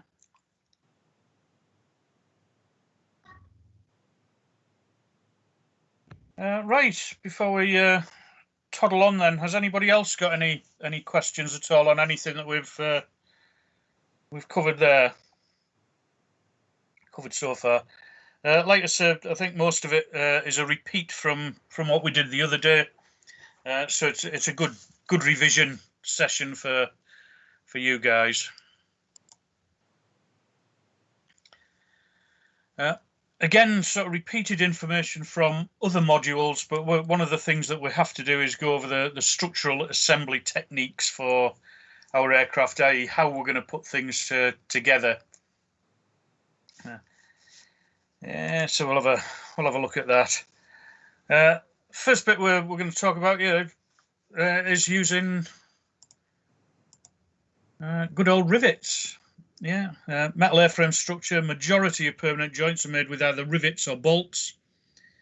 To attach the fane surfaces together, rivets are cheaper, lighter, and it says more rapidly fastened. Yeah, if you get a good riveter, he can put in loads and loads of rivets in next to no time. Use of bolts instead of rivets to secure permanent joints. It says bolting together skin plate and another highly stressed structures. And the advantage of the bolts is, if we do need to dismantle, we've got the option to. But your highly stressed areas, bolts can hold things together. That was a couple of guys we had from one of our ab initio courses. They went back to Kuwait Airways. I think they'd only been there 6-7 weeks, straight out of training from us, and they got involved in a big skin repair. So that was quite exciting, and they were overjoyed. So they sent me the pictures, and I promised I'd use them in a presentation. So there you go. So rivets. Yeah, rivets are standardised. So for any type of work, we've always got rivets available. You do get special rivets, but the standard ones are the ones that we're looking at. Supplied with one head formed, put in the hole, and then the opposite end is formed into the head using your riveting tools. Again, because this is module 11, it's where all the other modules come together. So we're starting to see where all the individual parts come to make the whole. So because of that, I would recommend that if you don't know it, just stick a highlighter through the fact that the amount of rivet shank required to form the head is known as the allowance. The allowance of the rivet, just how much tail we need to form the head.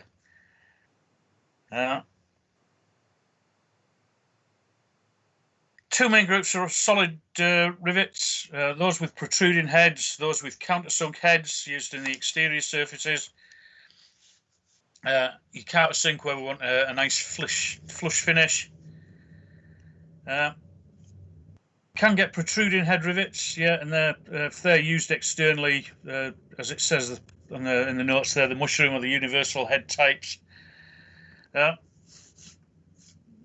For pressurized or higher speed aircraft, it's quite unusual to get protruding head rivets on the exterior. Normally the protruding heads are on the inside, purely because of drag.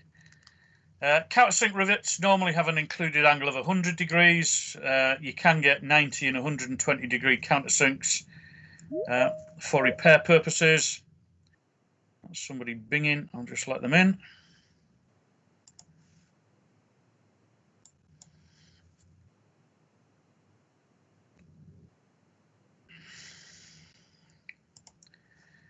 Ta-da. Holes for your countersink rivets, we're either going to cut the material away, top one, we're going to cut the material away, or we're going to mechanically deform the metal, and that is known as as dimpling.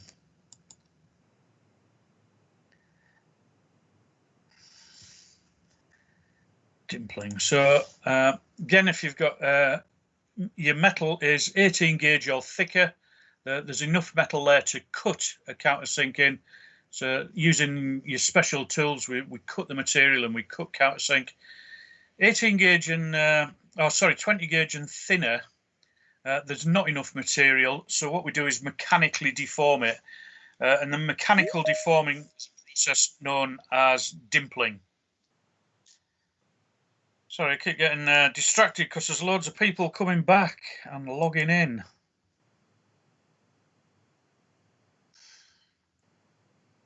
That should be about us now, though, I think. There was only 14 of us this morning, wasn't there?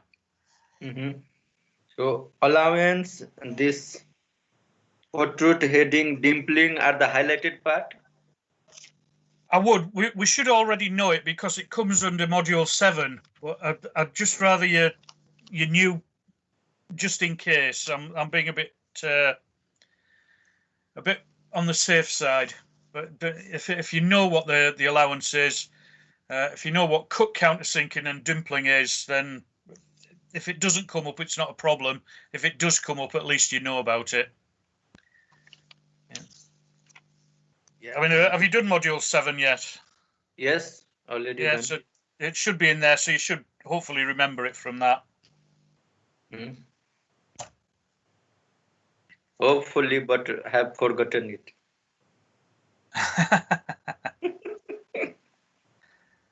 Yeah, you'll be amazed what comes back. It's like I say, it's just the fact that Module 11 is where everything comes together. Yeah, and certainly for you guys, yeah, we're looking at systems, all the rest of it, but we're now seeing how the stuff that we learned in 6, how the stuff we learned in 7 and 8 and 9, all gels together. Yeah, and this is kind of the end point for us now. Yeah, even the stuff we learned in 15, how we're going to get the aircraft moving through the air. Yeah, all you can see how it all relates to each other, how it all interacts, and that's me kind of being on the safe side just in case. So yeah, we've got protruding head rivets, we've got countersunk head rivets, the flush bit normally on the outside, and depending on the thickness of the metal, depends whether we cut or whether we dimple, mechanically deform the material. If we've got really stress joints, yeah, it's more appropriate to use bolts. So we'll put bolts in those.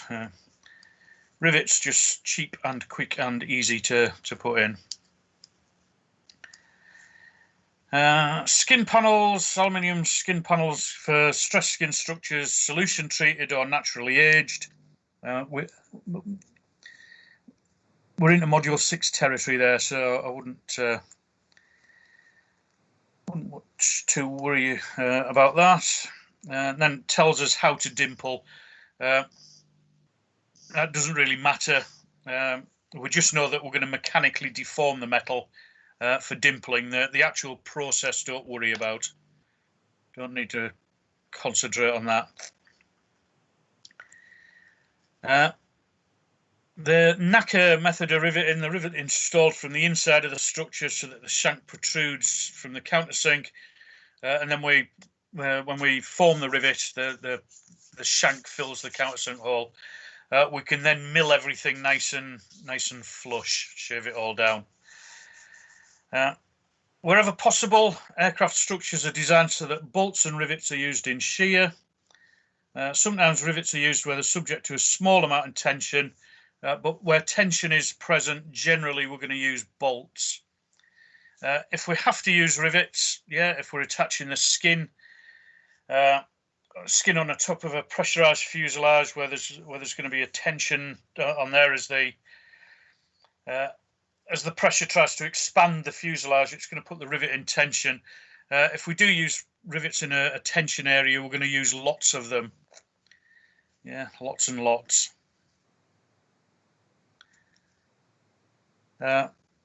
Blind rivets, yeah, blind rivets where you've only got access to one side, and there are lots and lots of different types of blind rivet. Shoberts, Avdels, Imex, Cherries, yeah, they all work on the same principle where you're going to pull a mandrel through the tail of the rivet, and as the mandrel pulls through, it forms the rivet. But you've got to have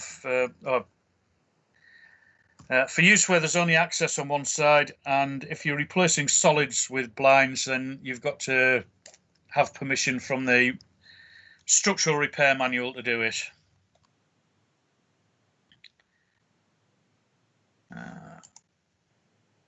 Anything else we need to say there? No, I'm sure we all know how to form a rivet. Your knacker one, where we just put the rivet through, form the rivet, and then mill the head flush. Blind rivets, yeah, just pulling the mandrel through the body of the rivet, and the action of the mandrel pulling through is going to form the rivet. Sometimes the tails snap off inside, other times they don't. High lock fasteners, this sort of thing, are the best of both worlds. They give all the strength of a bolt, but they're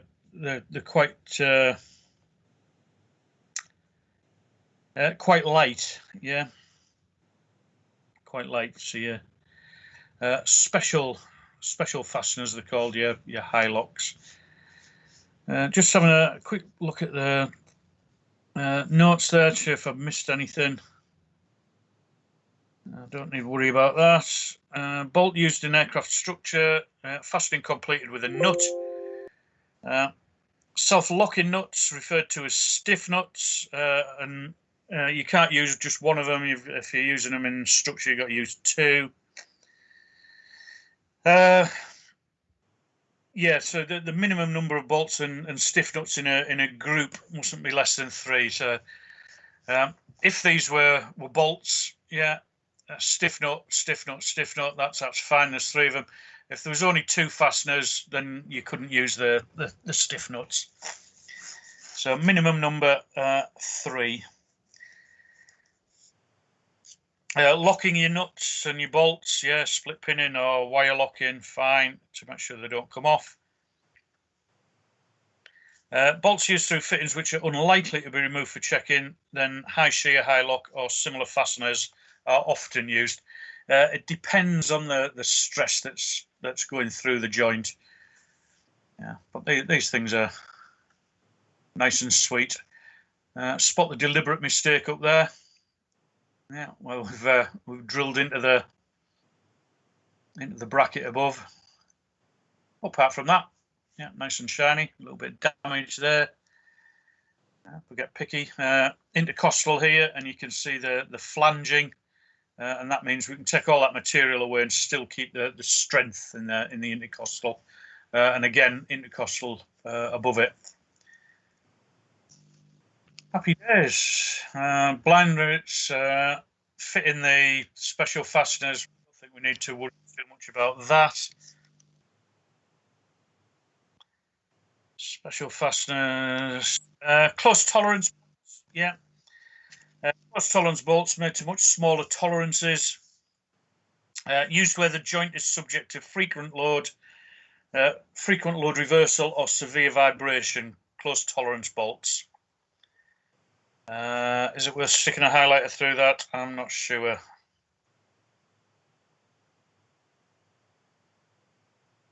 Not sure. You could do, just to be on the safe side, where are we going to use a close tolerance bolt?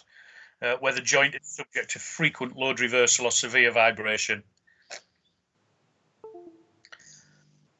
Torque loading, yeah, torque loading to ensure the correct and efficient clamping of mating surfaces, prevents overstress, distortion, and it prevents looseness, which lead to vibration. Yeah, so torque loading, and we should know about that. All your bolts should have a torque figure, and we torque load to that figure. Torque wrench to do your torque loading. Special fasteners that we've just been talked about, or been talking about, I should say. where you've got the pin steel or other high strength material, and then there's an aluminium collar. So you've got a good weight saving there, £3 for every 1,000 bolts installed. Shear strength equal to that of a standard shear bolt.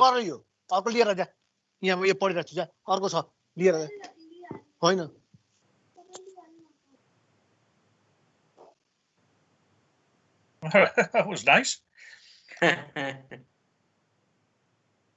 The high locks is what I've just showed you. The highlight is just a newer version, a bit lighter.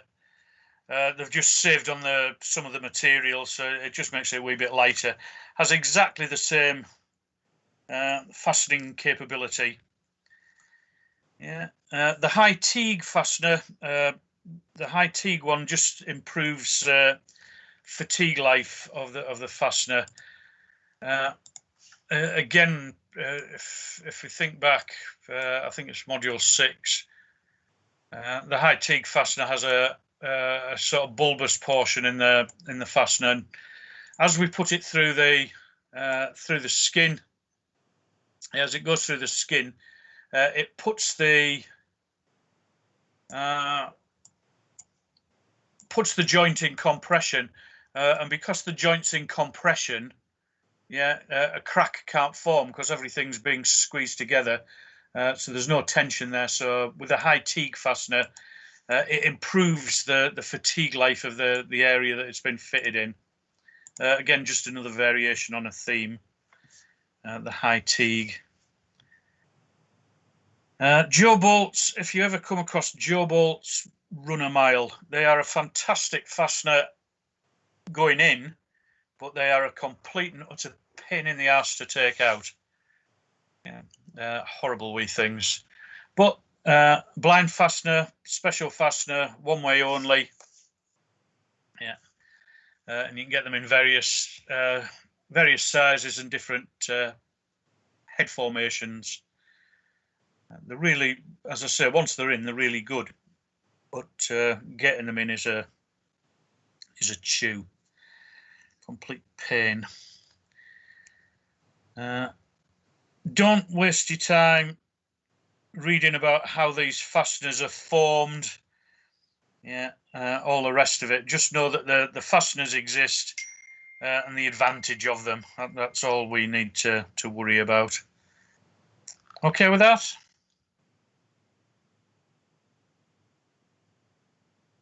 Structural bonding, talks about structural bonding in the notes there.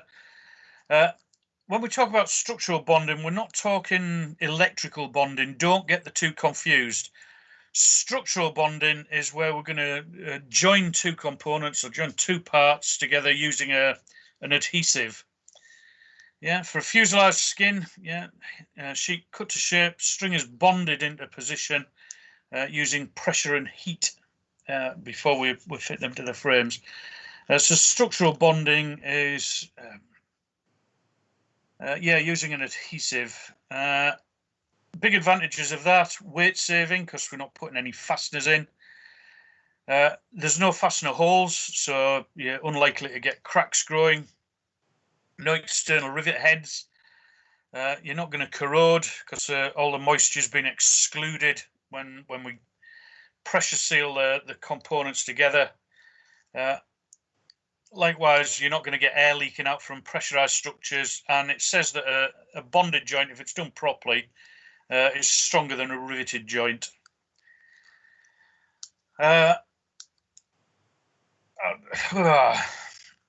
In all my time, the only structural bonding I really did was using painting adhesives on. I never got involved with the heat and the temperature stuff. Tends to be more specialized. So if you get damage that requires that type of repair, again, you're in advice from the manufacturer, and you're going in accordance with the SRM and all the rest of the stuff. The other type of adhesives we'll get, the usual glues and the araldites and what have you, that's just using adhesives. It's not really a bonding exercise. So your structural bonding, yeah, we're gluing the parts together, but we're using heat and pressure to make sure that we get a seal between them.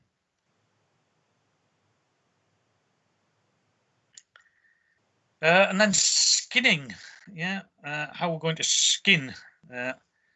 Stress skin, yeah, normally preformed to the right curves before it's attached to the basic structure. Skin normally made from Alclad, which is your coated aluminium alloy, 5% aluminium, 95% aluminium alloy in a sandwich.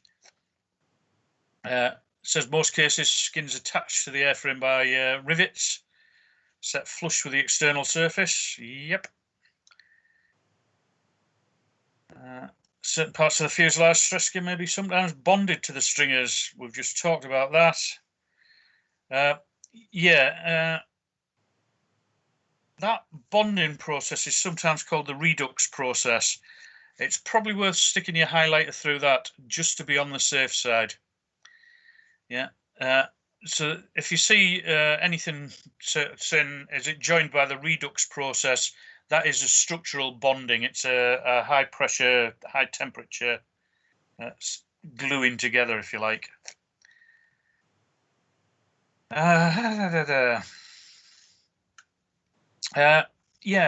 Forming the structure. Hello? This redox process is by the fusion of metal or in presence of the sealant also? There's an adhesive between the two layers of metal. No sealant is used? Sorry? No sealant is used? No, it's just a special glue. Okay. Yeah. As I said, I've never come across me having to do structural bonding in 30 years on aircraft, but it tends to be a manufacturing process. But if you've got a repair to do, you might need to get involved with something like that, using all the special equipment and what have you. Now I'm just saying, stick your highlighter through, just in case the name redux props up. At least you know then what it is. Yeah. Your high-speed, highly stressed aircraft use components such as wing ribs, spars, skins, and we're going to manufacture those by milling or what they call chemical etching. Chemical etching, sometimes known as etch machining, what we do is we'll get a piece of metal and we'll mask off the material that we want to save. Yeah, so we'll reduce the thickness of the sheet in selected areas, save weight. Skins are always a good one for that. And as we chemically etch the skin, remove areas of it, we're automatically building in those strong points. So if cracking occurs, we've got a strong point to deflect or prevent the crack. Sheets immersed in an acid or an alkali solution, and the areas that haven't been protected, the metal is etched away by the chemical action. Sheets then transferred to a neutralizing bath to kill the acid or the alkali, dipped in, and then we'll rinse it out with water. All of this process very, very carefully controlled.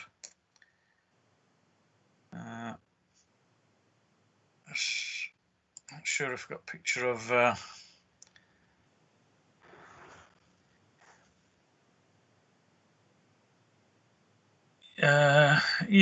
this sort of thing up here. It looks milled, but it could be chemically etched. So we'd take a sheet of metal, we'd mask off the area that we want to protect, and then we'd dip it in an acid bath. The unprotected material is eaten away by the acid or the alkaline. We dip it then into a neutralizing solution, and then wash it all off with water. And as I say, chemical solutions, temperatures, all very closely controlled.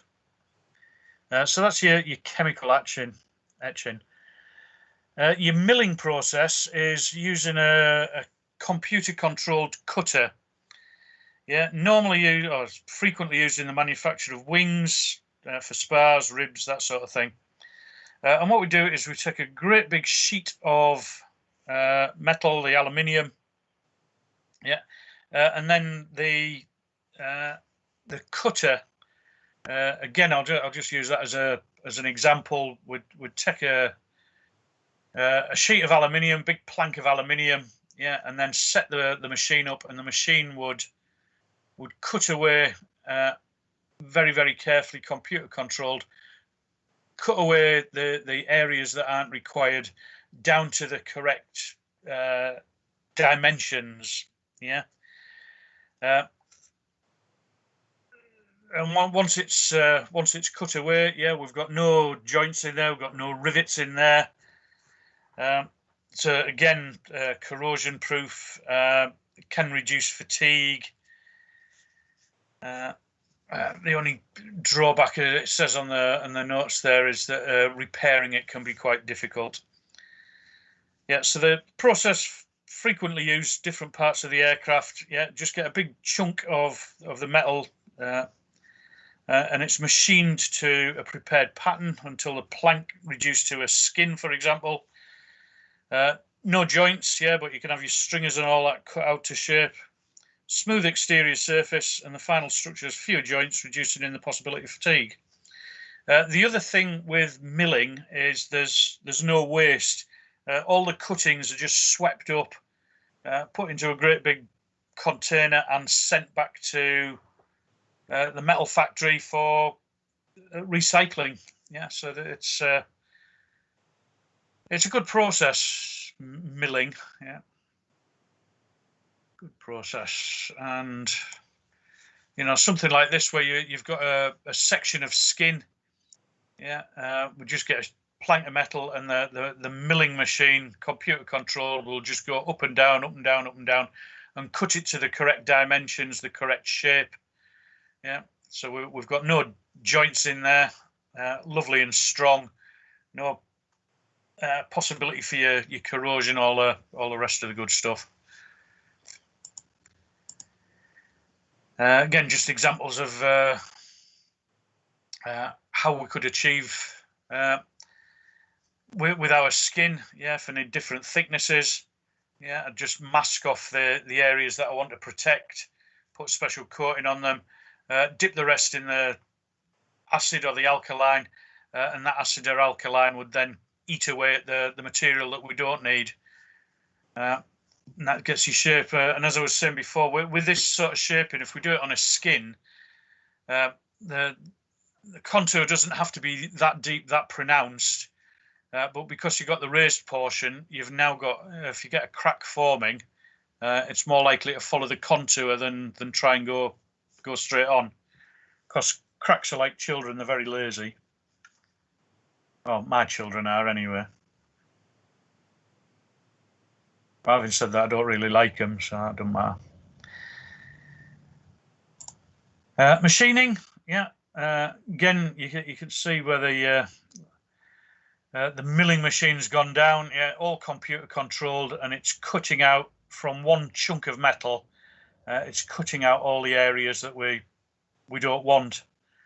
Yeah, and shaping the metal as we need it.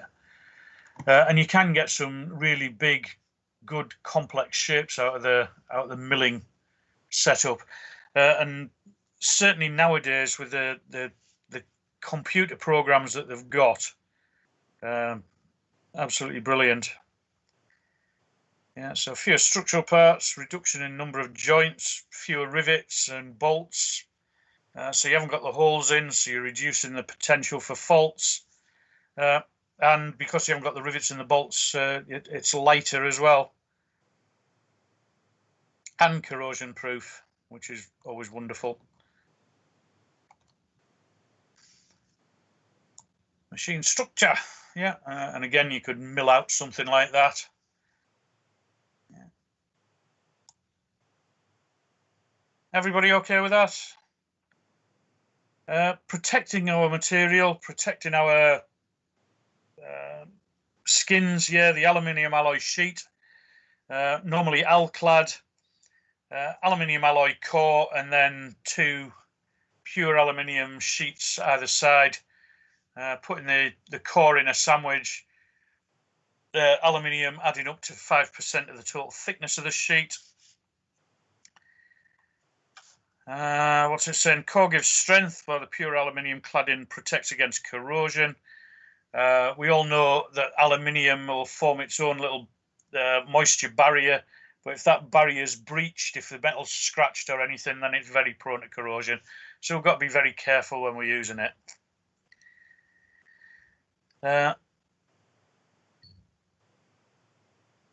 Yeah, anything else there? Nope. Anodizing. Yeah, anodizing is a form of protection for aluminium alloys. That process is known as a surface conversion treatment. Yeah. DC current passed through an electrolyte between 2 plates or 2 electrodes. Positive plate's the anode, the negative plate the cathode. Yeah. And what happens, the chemical effect of the current causes oxygen to be liberated at the anode and hydrogen to release at the cathode. In the case of anodizing, yeah, part to be anodized, suspended in the electrolyte, and made the anode of the electrical circuit. Hydrogen forms at the anode, the cathode, but the oxygen forms at the anode and combines with the part. Again, what we're doing, our part, yeah, we'll hold that in, and that part will be the anode in the electrolytic bath. Yeah, the hydrogen formed at the cathode, but the oxygen combines and sticks to the surface of the component that we're putting in. Yeah. Because the surface is already aluminium oxide, it'll have a high resistance to corrosion, and it gives it an insulation as well. Yeah, if you remember,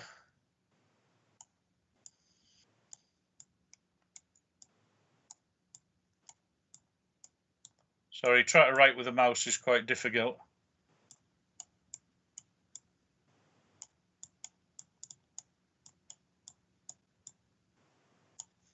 Yeah, for aluminium, aluminium alloy is the anode. Yeah, yeah, you won't go far wrong with that. So anodizing,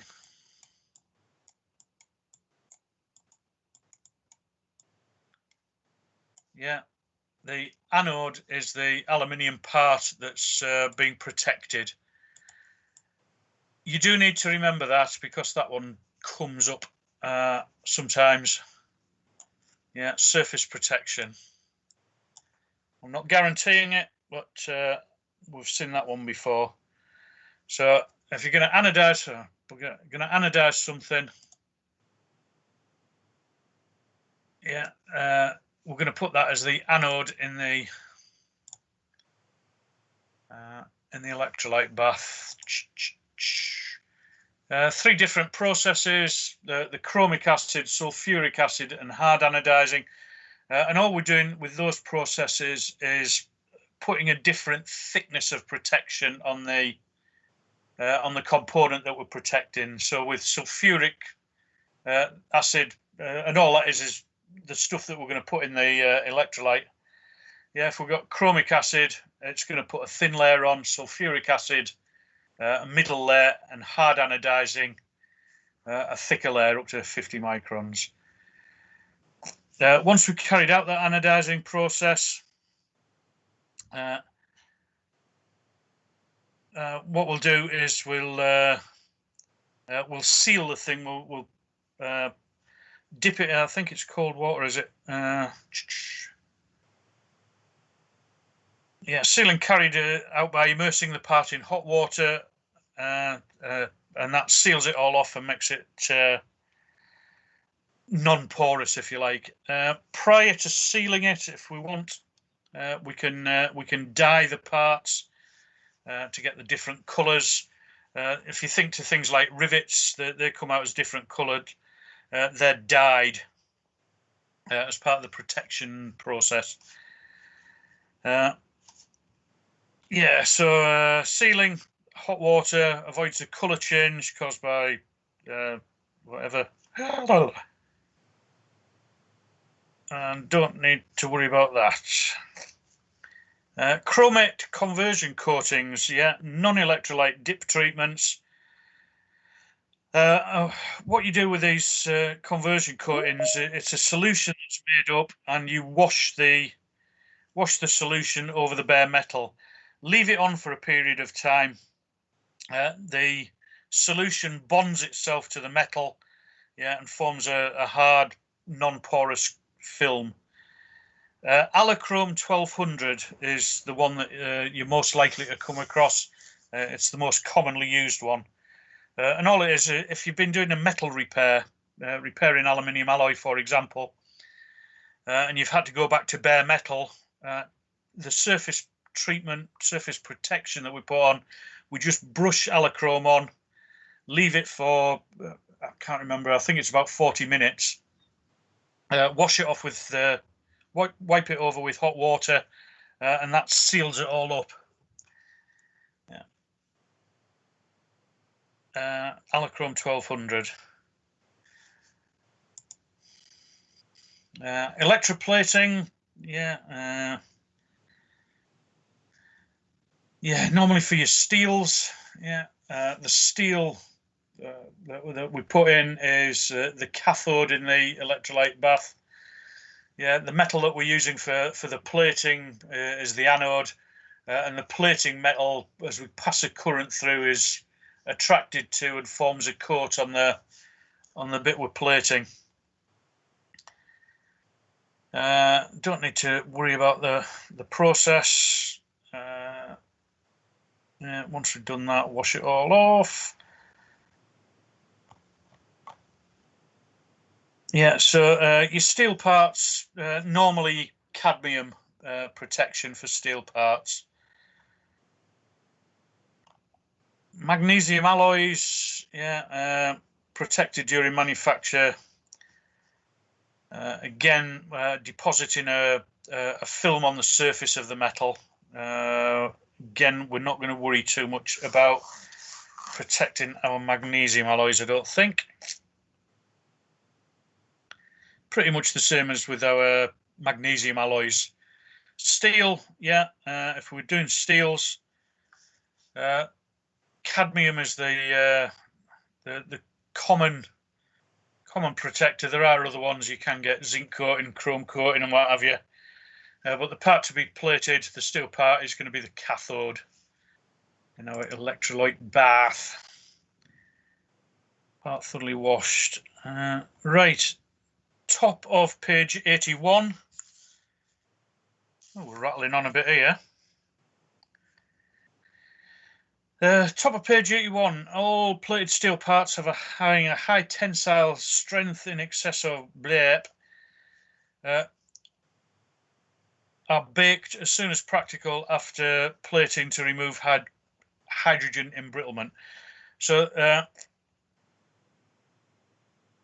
yeah, some steel parts can become brittle after they've been treated. So they're baked as soon as possible after plating. So they'll put the plating on. Yeah, we'll take it off and we'll stick it in the oven, and that will just bake the piece, and it just removes that potential for hydrogen embrittlement. Yeah.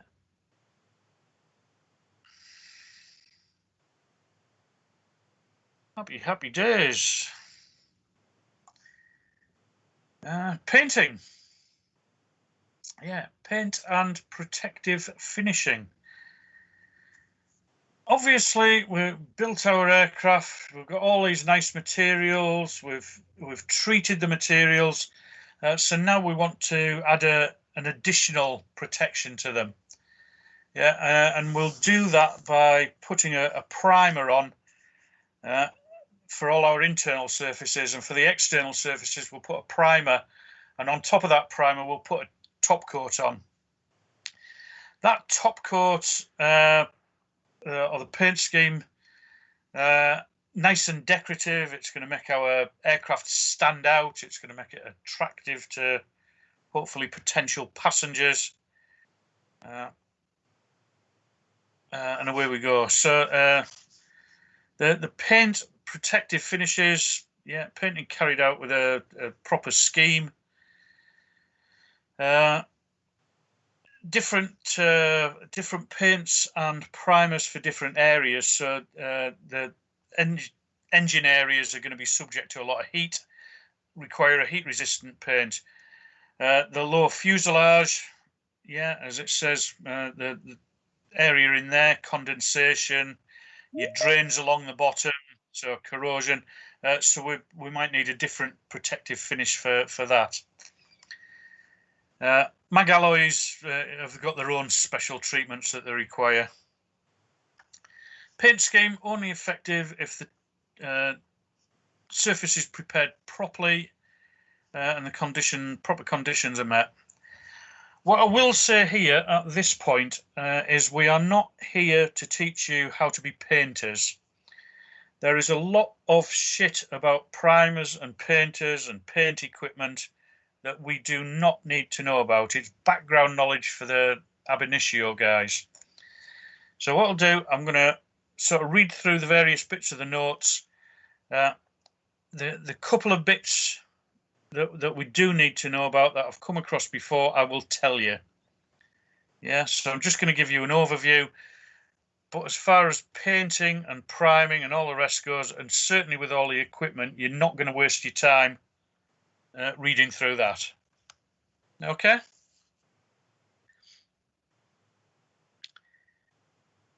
Yeah, so primers we're going to put on the inside, the interior and the exterior of the aircraft to protect the metal. Yeah. Primers, yeah, they've got to cure at room temperature. We don't need any special temperatures for them. They've got to be corrosion resistant for a long time. Yeah, chemical resistant to all the fluids that they might come in contact with. And the primers have got to be flexible. Don't forget that the aircraft is operating in all sorts of temperatures, from the deserts of Dubai to altitudes way up in the mountains. Yeah, so the primer's got to be flexible enough to remain intact, but to stretch and come back with the movement of the aircraft. And things like the wings flexing and that, we don't want the primers cracking. Yeah, the requirements of the primer, fairly simple. Don't need to know about pre-treatments. Interior primers used on detail parts, sub-assemblies prior to final assembly.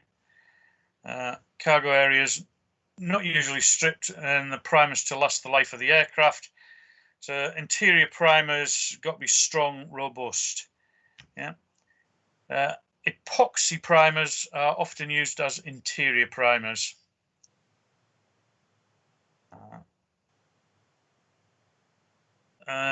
Yeah, stick a highlighter through that. Epoxy primers used as interior primers. That's near the bottom of page 82.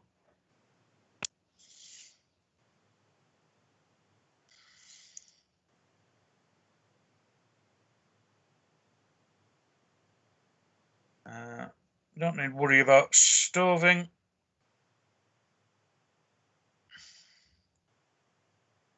Don't need to worry about that.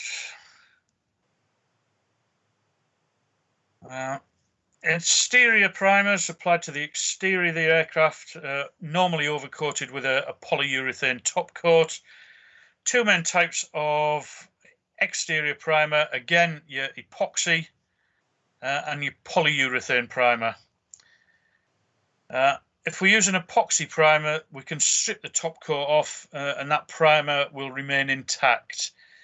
Yeah, so taking the top coat off with chemical strippers, so long as we don't scrape it back with scrapers, we can get rid of the top coat, but the primer will stay, which is quite handy for the painters and decorators. So your epoxy primer is the signal there. Your top coats protect the exterior of the aircraft from corrosion and erosion to an extent as we're flying through the air. So the top coats, again, cure at ambient temperature, good adhesion to the primer. So the primer and the top coat have got to be compatible. Again, resist attack by the different fluids they might come in contact with. Retain the flexibility. Again, as we saw with the primer, the aircraft's pressurizing, depressurizing, it's breathing. The wings are flexing, the control surfaces are moving, so that the paint has got to flex with the movement of the aircraft. And it's got to look nice. Yeah, if you've got a nice looking aeroplane, people are going to remember the livery, and that's always good advertising. Ta-da! Right, talks about spray paint application. We're not fussed with that at all. You can scribble it out if you want. Yeah. You can scribble, put a line through page 84. We're not going to worry about that. I'm just reading to make sure that there's nothing tucked away that I recognise.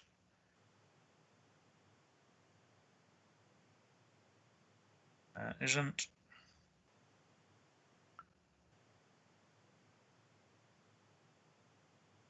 Nope, nothing on page 84.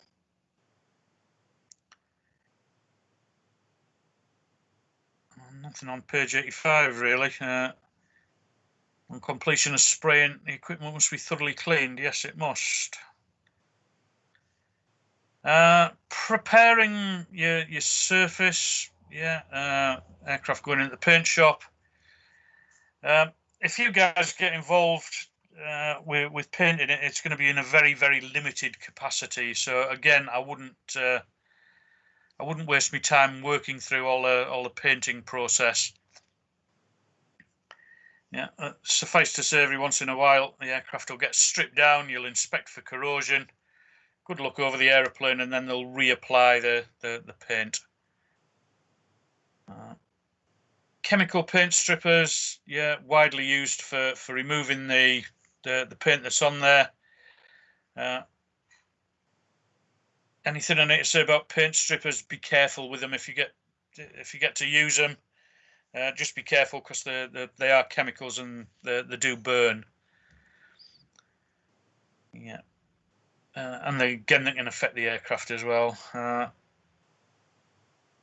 Yeah, making sure that we mask off everything that we don't want to be affected. Common sense. And disposing of all your materials in accordance with the relevant regulations. Common sense. Don't need to worry about that.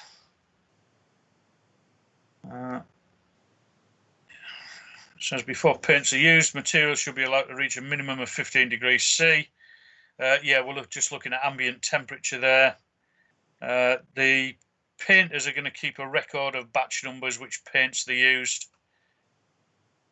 Paint storage life 2 years. Right, some of the painting faults. Yeah, again, I wouldn't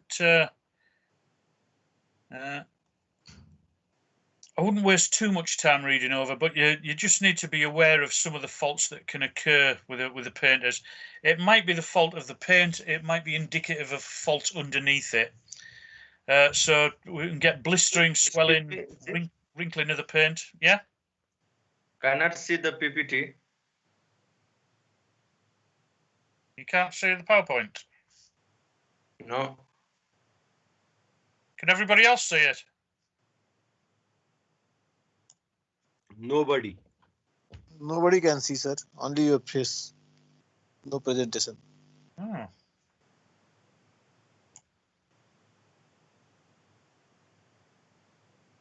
Tada, back again. You back? Yes. I don't know what went wrong there. We were. Was that right from the very start, or did it just go off? Just Go now. forward.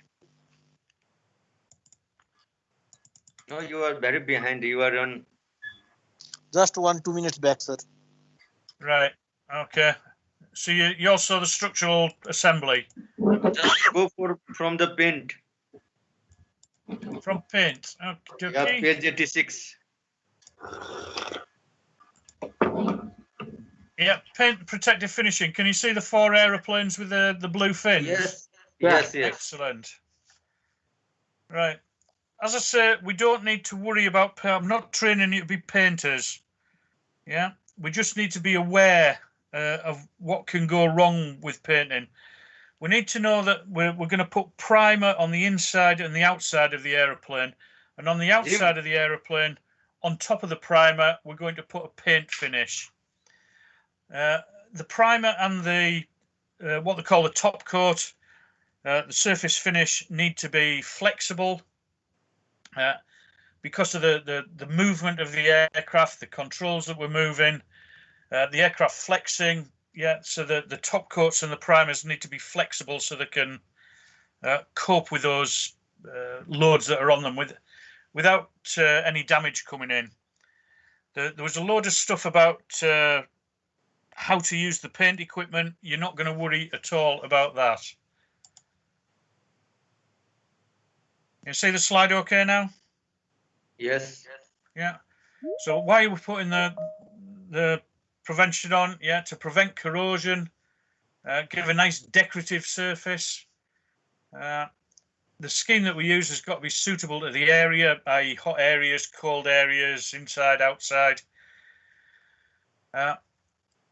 Primers, interior and exterior. The finishes of the top coats that are going to go on, and some aircraft. I know Cathay Pacific used to do it. American Airlines, I think, they don't paint their aircraft; they just polish them, and they reckon that it saves them a lot of weight in paint. Yeah, so the protective finish we're going to apply, yeah, that'll get renewed every so often, and obviously the painters will come along and do all that for us. I'm not teaching you to be a painter. You might get involved in preparing the aircraft to go into the paint shop. Yeah, so things like hinge points and what have you, just make sure that they're protected. They're not going to get clogged up with paint. Yeah, and then for your top coat, as we were just saying there, that can end up really nice and decorative, attract people to your aeroplane. Excuse me, I've got somebody binging me to get in. Sanjay.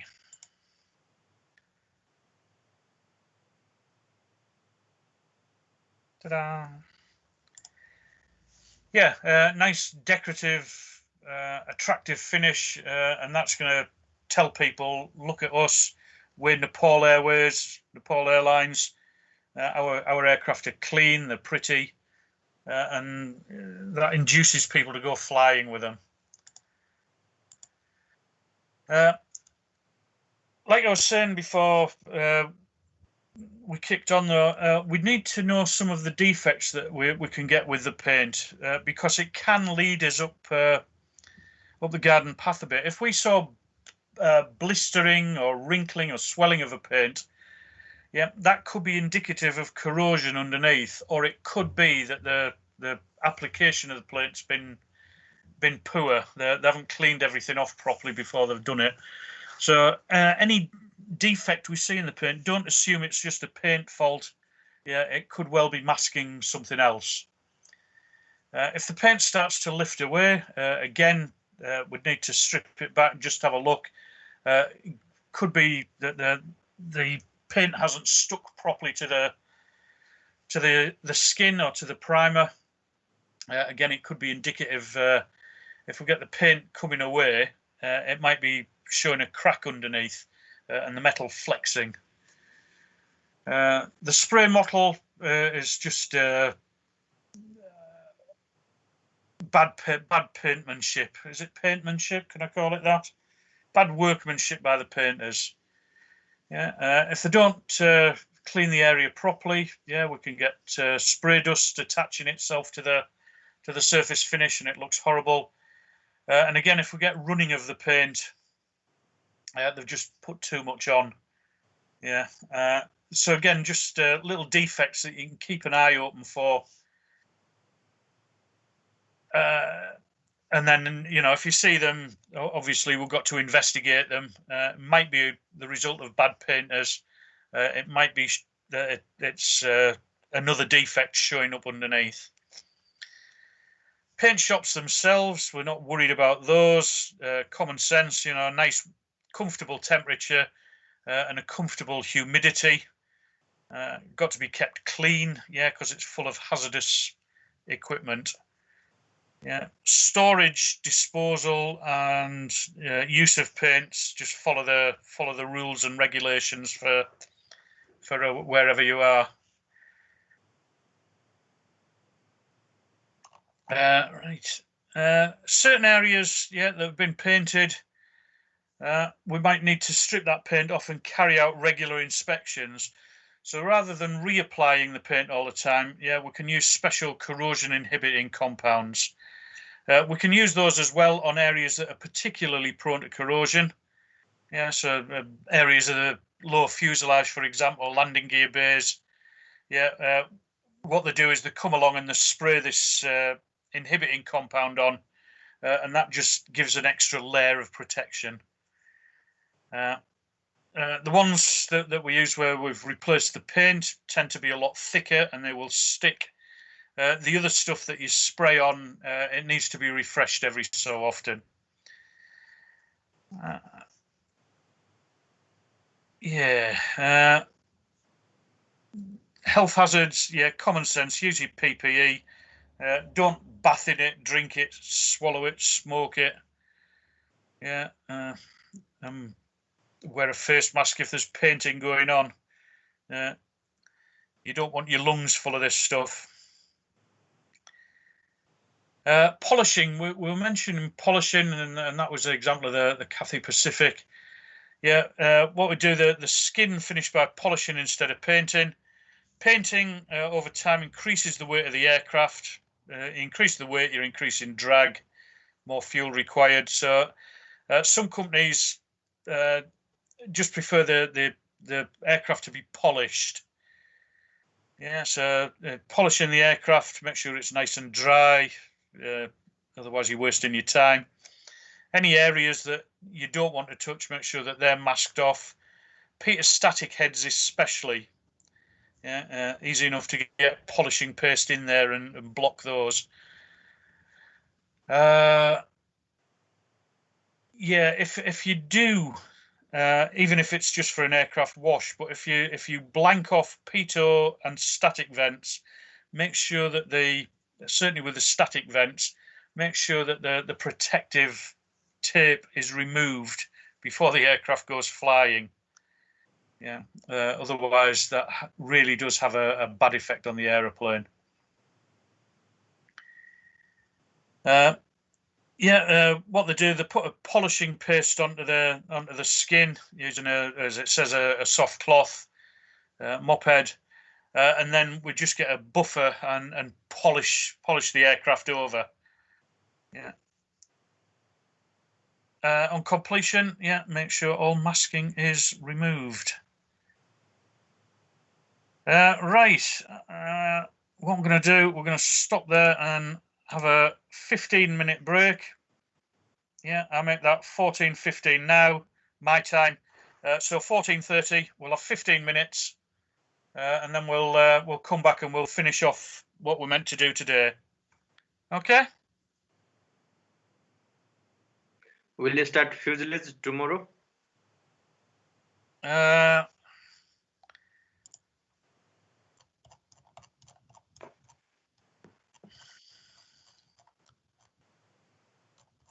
yes, I think is the answer to that one. We're going to get up to about a page, about page 103, whatever that is. 103, yeah. Yeah. Yeah, so we'll do rigging and leveling and all that sort of thing, because there are a couple of questions come from that. We'll do that after break, and then we'll call it a day there. And then we'll have a look at the rest of the book tomorrow. Yeah, but although there seems to be a lot of pages, there's an awful lot of pictures in there as well. So we should have a nice steady day tomorrow as well. Okay. Okay. So we'll have 15 minutes there. Quick cup of tea, stretch of the legs, stretch of the eyes, and then we'll come back and finish this next little bit off, and then call it a day there. Everybody all right with that? Yes. Okay, right. I'll see you in a few minutes then.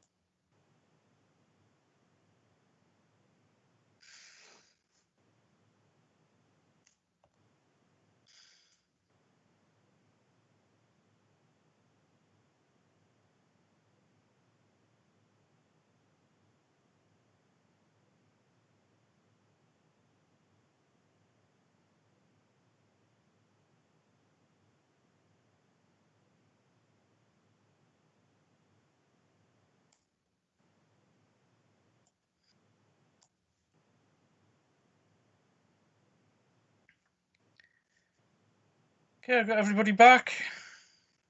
Ready to plod on.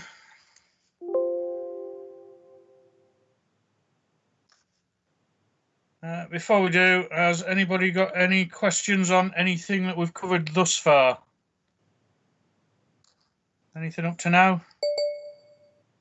Well, fairly simple, fairly straightforward, fairly happy. That's good. Right, so rigging. Yeah, rigging and rigging instruments is the next bit. Rigging, checking the various parameters of the aeroplane. And the definition of rigging is the assembly and relative alignment or adjustment of the various components of the aircraft. Yeah, as it says, rigging is quite an important process, so that for the particular aircraft that you're on, we need to make sure that we follow the stages in the maintenance manual. But the notes go over a generic rigging explanations, and there are a couple of questions pop up out of rigging. Yeah, so rigging, the assembly and relative alignment or adjustment of the various components on the aircraft. First thing we need to look at is actually leveling the aircraft. Yeah, leveling the aircraft, and we're going to put the thing in what they call a rigging position, and that's when the lateral or longitudinal data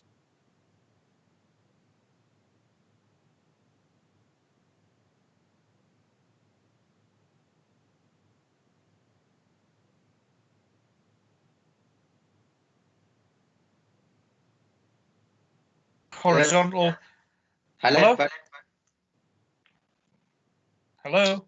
Yes, it is horizontal. Yeah.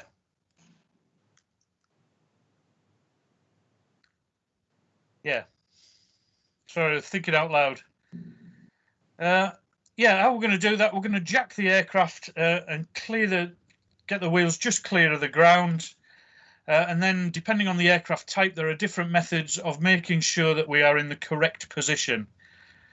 Smaller aircraft, we've got a picture. Yeah, smaller aircraft, we've got pegs that we put into the side of the aircraft, little peg holes, and then we'll rest a spirit level across them. Make sure that the bubble's in the center, and that's us in the horizontal position. With our smaller aircraft, I ain't got my picture there. With our smaller aircraft as well, we can put a spirit level extended across the windowsills, or there will be points nominated inside the cabin of the aircraft where again we can put our spirit level down, and we make sure that the aircraft is then leveled. It says that either the lateral level or the longitudinal level may be checked first, but whichever one you do, you've got to recheck the other level after you've finished adjusting. It's normally practice that you do the wings first, you get the wings level first, and then do the fuselage, the longitudinal level. So do the lateral first, longitudinal. It's just easier that way to get the right point. Yeah, so do the wings, jack the nose up, make sure that you're all nice and level, and then whichever one you did first, just recheck it, just to make sure that there's been no movement of the aeroplane during the process. Yeah, you don't have to be miles off the ground. You're not jacking up to do retractions or anything. You're just getting it in the right position for the various checks that we need to carry out. So either lateral, and again, stick your highlighter through that, either the lateral level or the longitudinal level may be checked first. Always recheck the other level after adjustment.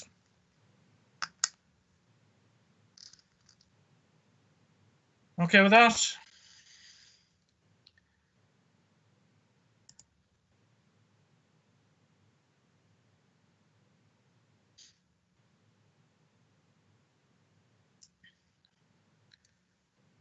Yeah, so even on a small aircraft, yeah, we're going to put the spirit levels on. A bit more impractical to do that with a large aircraft. But again, to get the aircraft in the level position, we're going to stick it on jacks. We're going to jack it up, and then using the prescribed method for the aeroplane, we're going to check the lateral level, and then we can check the longitudinal level. Yeah. Larger aircraft, we sometimes find a grid plate somewhere on the aeroplane. It might be on the cabin floor. I know on our Augusta, it's in the passenger compartment under the carpet. Lift the carpet, and there's a little grid on the floor. And what you do is suspend a plumb bob over the center of the grid, and you adjust the aeroplane till the grid and the plumb bob, grid center point and the plumb bob are matched up. Other aircraft, we might need to use a theodolite to look through. I think we'll come across that in a little while. So different aircraft, different methods, but the whole object of the exercise is to make sure that the thing is in a level position.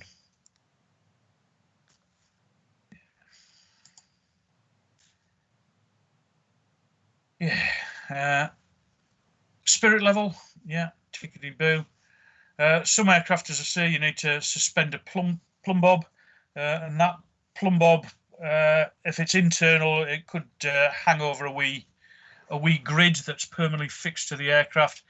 Other aircraft types, we're going to use the theodolite, as they call it, and that's a sighting tool that we might well use. Some aircraft have built-in methods. Yeah, they've got a platform in there we can put a clinometer on, and again that will tell us if we're at the right point. Picture of a clino,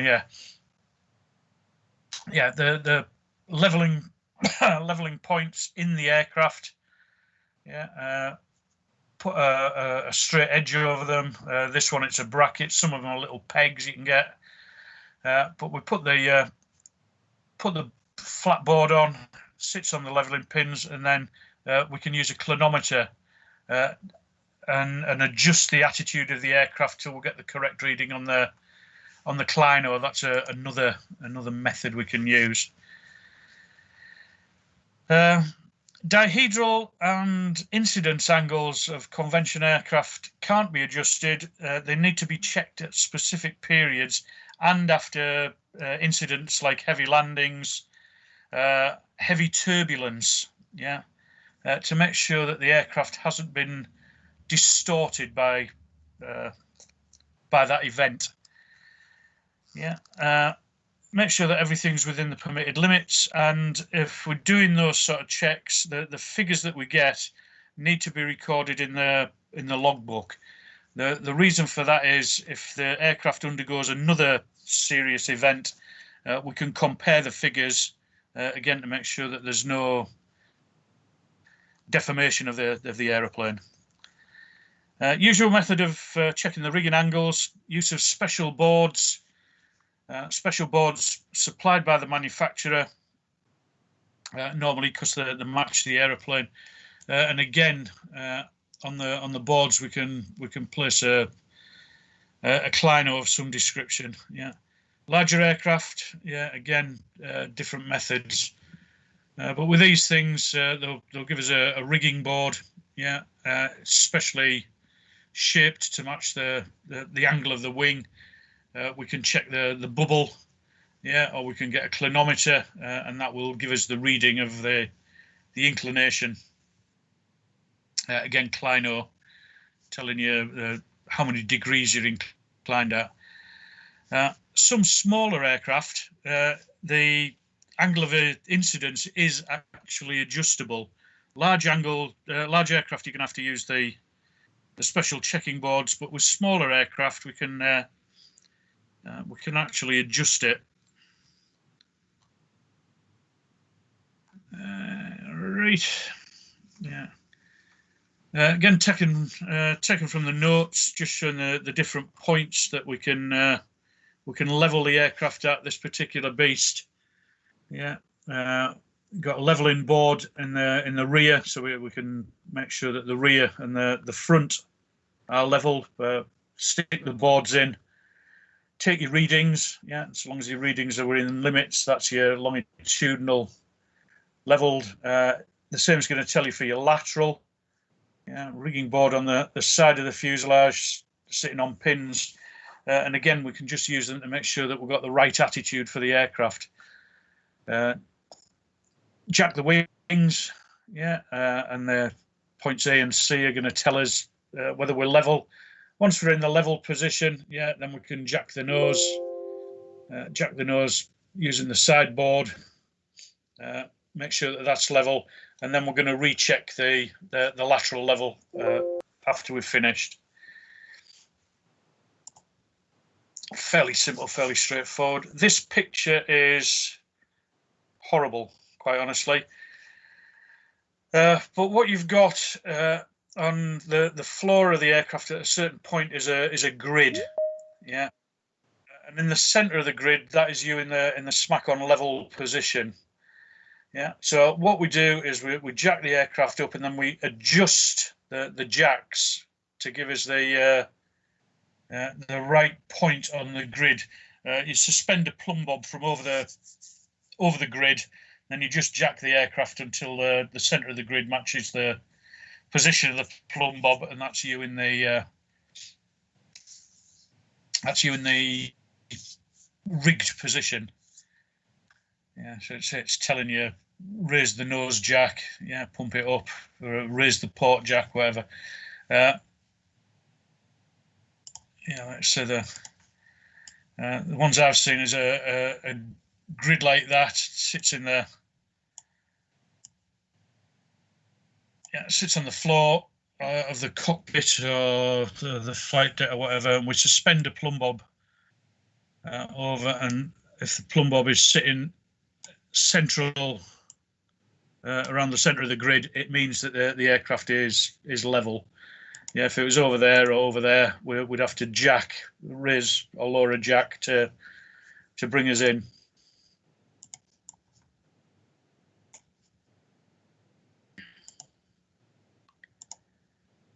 Ooh. Yeah, the theodolite, again for larger aircraft, is a sighting tool. And what we do is we mount the theodolite on the aircraft at the point detailed in the AMM, and we screw in sighting rods at particular points. Yeah, and by looking through the theodolite, look at one sighting rod, look at the next one, look at the ones at the back. We can line the aircraft up so we know it's in a level position. We can also use the theodolite for checking the symmetry of the aeroplane to make sure that the aircraft is within limits.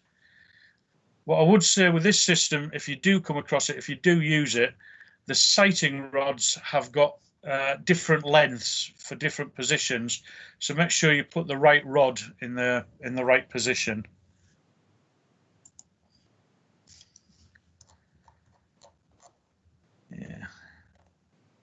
Yeah, so putting the aircraft in the level position, yeah, what we're going to do, check the wing and the tailplane dihedrals, use the dihedral board supplied by the manufacturer, or a straight-edged inclinometer as directed by the AMM.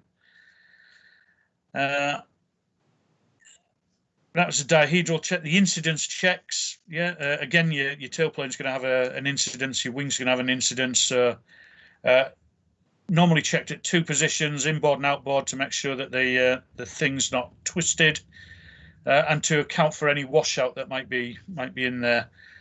Special boards, again placed by the manufacturer, placed at points on the wing and the tailplane, and again we measured a angle of incidence using an inclinometer. Engine mountings, yeah, ensure that the position of the engine, including any degree of offset for the engine, is correct. Measurement taken from the centre line of the mounting to the longitudinal centre line of the fuselage. But again, the manual will detail exactly how to do it. But we want to make sure that the engines are mounted properly. They don't want to be pointing down. They don't want to be pointing up or in or out. We need to make sure that they're in the correct position within the tolerances applied. Fin verticality, I think I skipped past that one. I should, my bad. You can check the verticality of the fin. There are different methods of doing it. Probably the easiest one is just to lower a plumb bob down. Yeah, and if the hinge points are in line, then the fin's in line.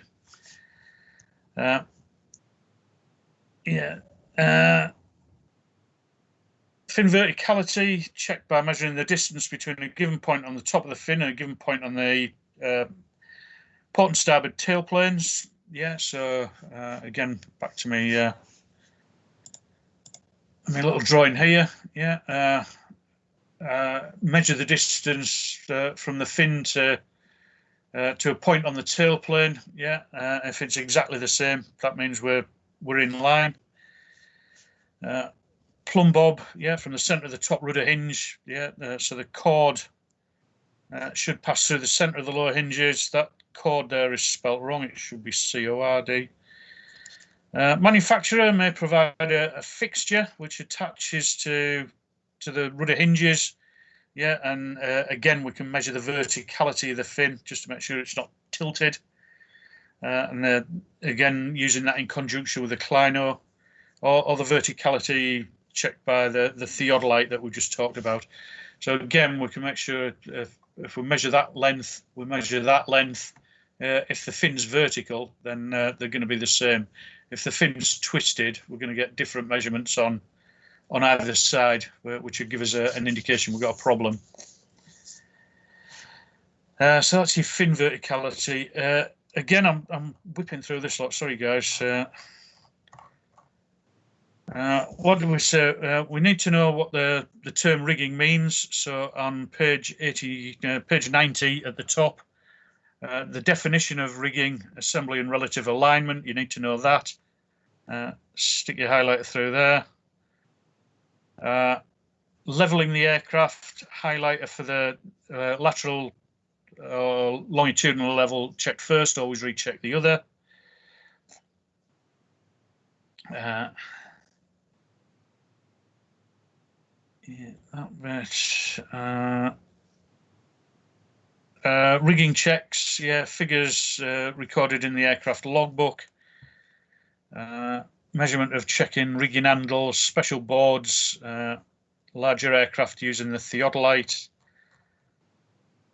Lots of pictures. Yeah, don't worry so much about the sequence. That's just the ideal sequence. Do your wings first, then your engine, then your tailplane, then your fin, and then we'll carry out a symmetry check, which we'll talk about in a minute. Dihedral check, yeah, you just again using special boards, and you're just checking the dihedral. Incidence check.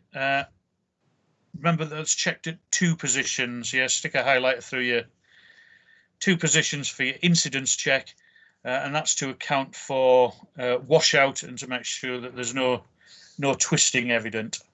That's on page 93. Engine mounts. Not sure about that. Just make sure we know how to do the fin verticality check. Yeah, drop a plumb bob or theodolite. Yeah, no, all we're doing with the fin verticality is we're making sure that it's not off center. Yeah, so we're going to measure from a given point on the top of the fin, given point on the port and starboard tail planes, identical distances, plumb bob down through the center of the hinges. Right, where we are now, page 94. The fuselage. Yeah. When we're looking at the fuselage, before it says before you do any checks on that, have a good look around, make sure that there's no skin buckling, no obvious distortion, no obvious pulled rivets. and then put the aircraft in the rigging position. What we're going to check for is bowing about the vertical plane, bowing about the horizontal plane, or twist in the fuselage. Don't know whether you guys saw it. There was a thing on the news about 2 days ago. I'll see if I can find pictures for you. But there was an aircraft landed in the UK at Stansted, and that had a heavy landing, and it actually bent the aircraft. Yeah, and you can see all the damage at on the fuselage at the wing root where it had a heavy landing. I'll try and dig the pictures out for you. It's quite interesting.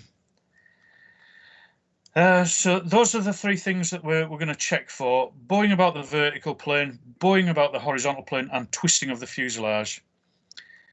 The vertical plane, yeah, if we drop plumb lines from the center line of the aircraft at the nose and at the tail, and at positions in between, stretch a line fore and aft, connecting the front and center plumb lines, should also contact the rearmost one.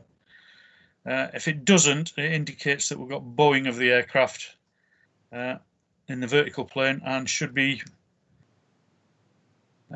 measured and compared with the manufacturer's tolerances. Yeah.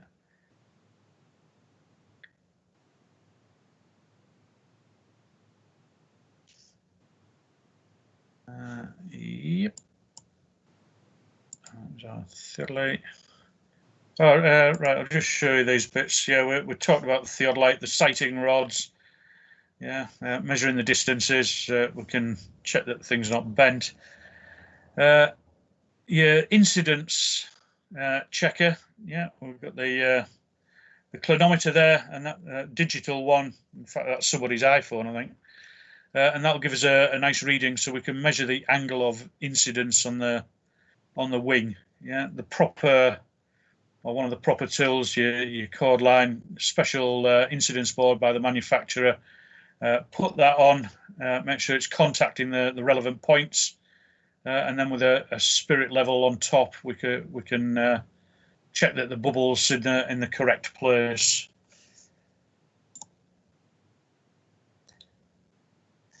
Those are your sighting lines for your theodolite. Yeah, just little markings on the sighting rods, and we line up the theodolite with the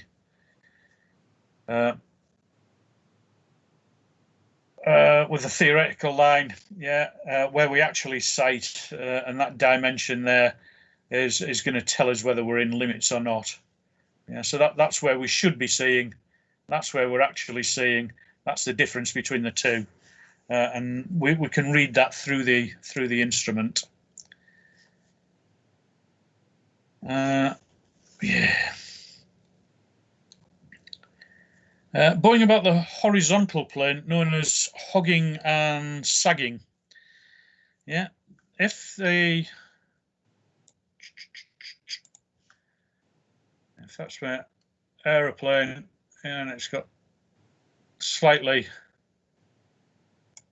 bent, yeah, so low fuselage has become concave. Yeah, we've got what they call hogging. Yeah, if we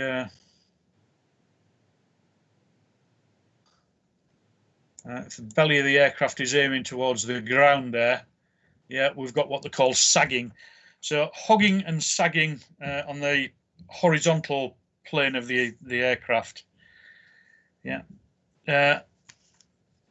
Again, checking to see which one's going on. We're into manual territory. Reading the manual.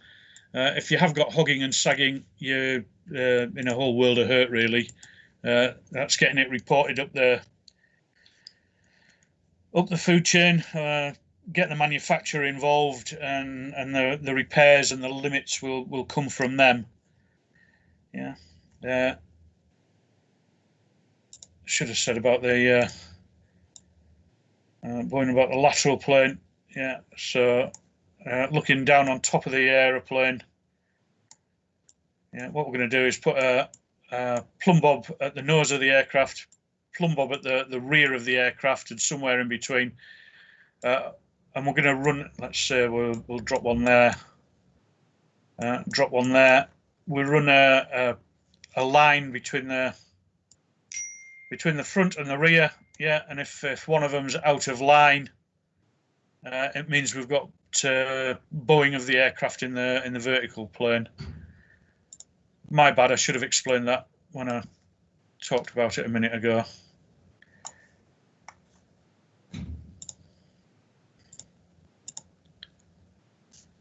Twisting of the fuselage, yeah, the maintenance manual will give us the procedure for checking the fuselage for twisting.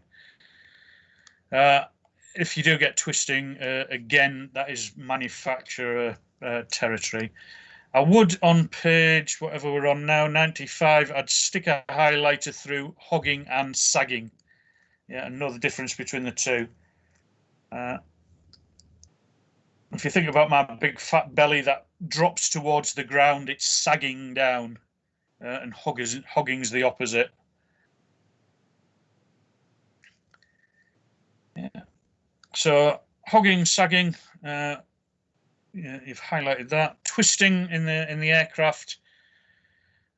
Again, following the manual for twisting, but then we're going to, if we have got evidence of twisting, we need to get other people involved. Sighting rods, our theodolite, yeah, mainly used on larger types of aircraft. The sighting of the theodolite, positions of data marks on the rods, we just had a look at the picture for that. Yeah, you're going to put your theodolite in, you're going to put your sighting rods in, and through your theodolite, you're going to actually take a dimension where the thing should be theoretically. Yeah, there'll be a little mark on the sighting rod. Yeah, and then we just see what the difference is between the two to make sure that we're within any limits. Each rod in a specified position in the aircraft, so make sure that they're the right place. Initial checks, aircraft brought into the rigging position, sighting rods inserted. Make sure that you got the right one. And theodolite, yeah, erected wherever it's necessary. Pardon me, appropriate distance and position from the aircraft, and then leveled up with a data mark on the master rod. You'll have a master rod that you're going to set everything up to, and then once you've done that, yeah, all your readings taken to each rod and then recorded. Yeah.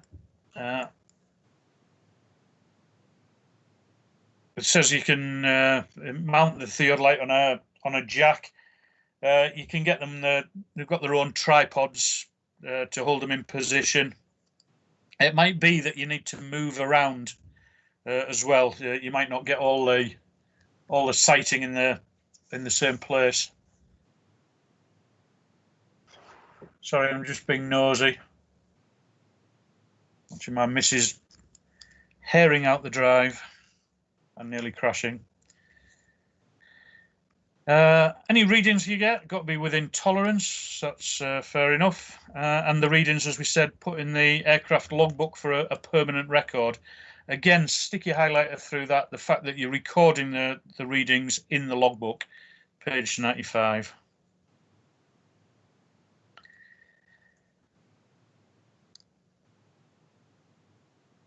Carry out a component, a wing or a tailplane change. Again, we need to carry out our sighting checks.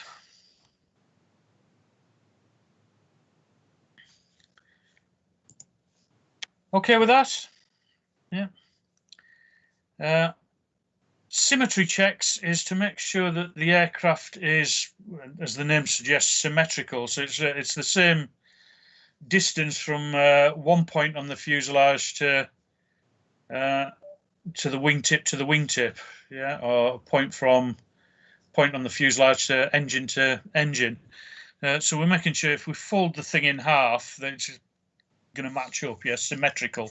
Same on one side as it is on the other, within limits. Yeah, we're never ever going to get perfect, but we need to make sure that we're in limits. So the measurements again, our symmetry measurements given in the logbook. And we measure distances between certain points on the aircraft, fixed point on the nose to a fixed point on the tip of each wing, fixed point on the tailplane, fixed points on the fuselage, and make sure that the distances are the same or within a specified amount, specified tolerance. Yeah, so set our theodolite up. Yeah, we can measure the distance, engine, second engines. We could go wingtip to wingtip, make sure they're the same. Again, we can check it from a different point. Yeah, make sure that we get the same measurements, and again, same measurements. And that just means that the aircraft is symmetrical. It's not twisted. It's not bent. Yeah, smaller aircraft. Yeah, what we can do is mark the points and just measure with a tape measure. Yeah, steel tape. Says that with a spring balance. Yeah, if we're doing that, and again, stick your highlighter through that. What we on page 98? Yeah, it's recommended that a spring balance should be used on longer distances to obtain an equal tension, and that's when you're measuring with a steel tape. Yeah. Larger aircraft, yeah, drop plumb bobs from the checking points to a point on the floor and just mark it with a bit of chalk. And again, we can measure the distances. Yeah. It says the aircraft's got to be in the rigging position when using plumb bobs to check symmetry. Again, stick your highlighter through that last sentence under symmetry checks. Aircraft must be in the rigging position when using plumb bobs to check symmetry.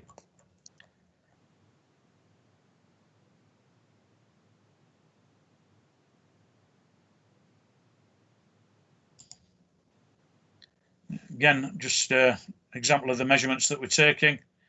Yeah, A should equal A, E should equal E, yeah, B should equal B, C should equal C, and so on and so forth around the aircraft. As I say, what we can do is just drop plumb bobs down, mark on the floor, and use a tape measure to measure the distances. If it's a steel tape, use a spring balance with it.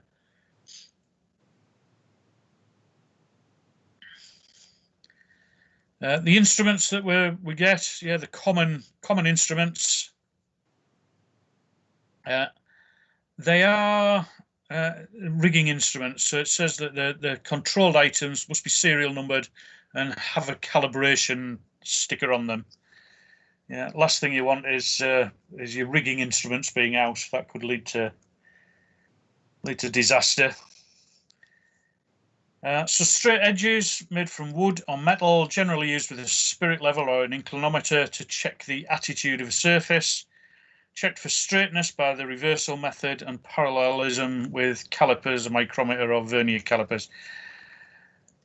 Wooden material, yeah, they're very good, but it needs to be a strong wood, not a soft, tacky old bit of pallet or something that you've dug out.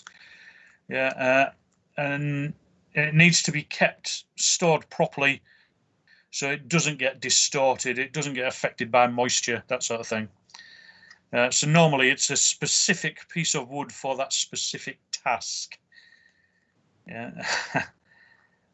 We used to have one on the squadron that I worked on. It was a lovely piece of wood, and we used it for when we were setting up the variable incidence tailplane. Yeah, we'd rest this piece of wood on a peg, and it had the little markings on, so you could measure the angles of the VIT. But people started using it for all sorts, and we found that the measurements we were taking were way out of limits according to the book, and it wasn't the VIT that was out of limits, it was the board that we were using, this piece of wood. So if you do use these things, treat them carefully, treat them properly. Spirit level. Yeah, spirit level, hopefully we all know what spirit level is, just a little glass tube. Yeah, partially filled with a liquid, and then it's got a bubble in there, a little bit of air. And as soon as we move it away from the straight and the level, the bubble is going to move away from the center point. Yeah, brilliant bits of kit, so simple and so useful. Yeah. Again, we need to check for accuracy with these things, not so much for the bubble being out of limits, but for the straight edge being held out of limits. Just check it again. Make sure that if it bubbles in the centre. Try to think who had a problem with one. I think it was Stu. Have you come across Stu? One of our lecturers. He was on the jet stream, and he couldn't get the bubble to move. And what it was, the clinometer, the spirit level had been sitting in stores for so long without being used that the liquid that the bubble was in had started turning sticky. So he thought he was going mad because he couldn't get this bubble to move, but it was the oil in there had started deteriorating because it hadn't been used for so long. So spirit level, that's another instrument we can use. The clinometer, a bubble clinometer, pretty much a type of spirit level, but it'll give us angles. I think we've got a picture of one. There you go. That's your clinometer. Your flat face. That flat face will sit on whatever's at an angle. We can measure the angle that we're sitting at, and at the same time we've got the spirit level there to let us know what attitude we're in. So the instrument used for measuring or setting angles from 0 to 90 degrees. Got a worm gear quadrant. Rotation of the nil drum moves the quadrant. Spirit level and degree scale attached to the quadrant. Minute scale sleeve held by the friction. So the arrow marked on the clinometer indicates the direction of the slope that we're going through. So the clinometer, put it on the level, turn it, and then we can take the readings from it, and it'll tell us what angle we're actually at. Your dihedral boards, we had a quick look at those earlier. Special boards come from the manufacturer with the aeroplane, made to the correct taper, so the upper edge is horizontal when placed on the main spar, and the level checked again with a spirit level or a clinometer. We've got those, spirit level. We've seen that. Clinometer.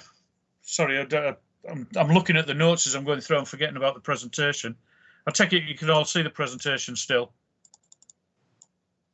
Yeah.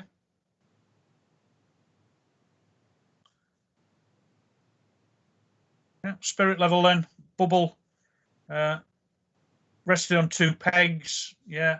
Look for the 0. So long as the bubble's at the 0, we're on a winner. Check for true. Just make sure that you've got flat surface there. Clinometer. What we can do is unlock the clinometer, put it on the flat surface. Zero it, and then if we put it on the inclined surface, that inclination will read on the scale, and again a spirit level built in there to help us. And I think that this one, the spirit level, you can adjust the position of it. So when you set whatever degrees for 40 degrees, you can set that, and when you're at 40 degrees, your bubble will be in the centre. What else we've got? Another type of clinometer, this one being used for measuring control surface deflection. And it's just a weight. Hold it onto the control surface. As you move the control surface up, obviously the weight's gonna hang straight down, and that's going to give us a reading on the pointer. Very, very simple but effective method of checking. Checking the distance between your main wheels and the level between 2 main wheels there. Yeah, using your straight edge, making sure that there's no kinking or anything. And again, we can lay that string on the ground, and we can follow it with a straight edge just to make sure that there's no deflection there. Your incidence boards, we're just talking about that. Lots of different types of incidence boards. Some stops at the forward edge, placed in contact with the leading edge of the wing. Others, location pegs fit into the structure. But whatever type we're using, it's there to make sure that the angle of incidence is set up properly. Yeah. If the rigging's correct, yeah, put a clino on the top, yeah, and that clino will give us the reading. It says so long as it meets the leading edge, yeah, contacts the designated points on the wing. If I put a clinometer on the flat surface there, it should read 0, yeah, which is letting me know that I've got the correct angle on the wing.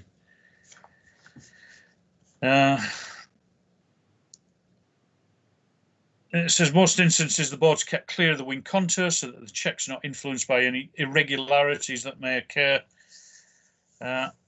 Little feet like I showed you earlier on. And that's a live example of the incidence board. So you can see the wing is mounted at an angle. Yeah, and the flat surface on there, we can put the clinometer on. As long as it's reading 0, we're in limits. Anything else I need to measure? The steel tape measure used in conjunction with a plumb bob and a spring balance. Don't forget the spring balance. The plumb bob for checking vertical members or transfer points. Yeah, all we do is suspend the plumb bob from a piece of string, yeah, and mark the position underneath it, and then from the different points we can take our measurements, make sure that we're in limits. Your spring balance to check your flying control system, the static frictions and that sort of thing. It says you used to apply a constant tension load to a tape measure when carrying out symmetry checks. Yeah. And that, guys, is as far as I want to go today. I'm about 40 minutes too soon. 40 minutes before I should be. I apologise for that. But as I said right at the very beginning, a lot of the stuff that we've covered today is just repetition from not last week, the week before, when we did basic structures. So out of that little lot, and I don't want to go galloping on when there's no need, that's exactly where we're meant to be today. Has anybody got any questions at all on anything that we've covered today at all? Hello, Jim. Hello. This spring balance. Spring balance, yeah. Used to check aircraft flying control system static friction when the reading obtained is generally referred to as a breakout force. I simply didn't get this sentence.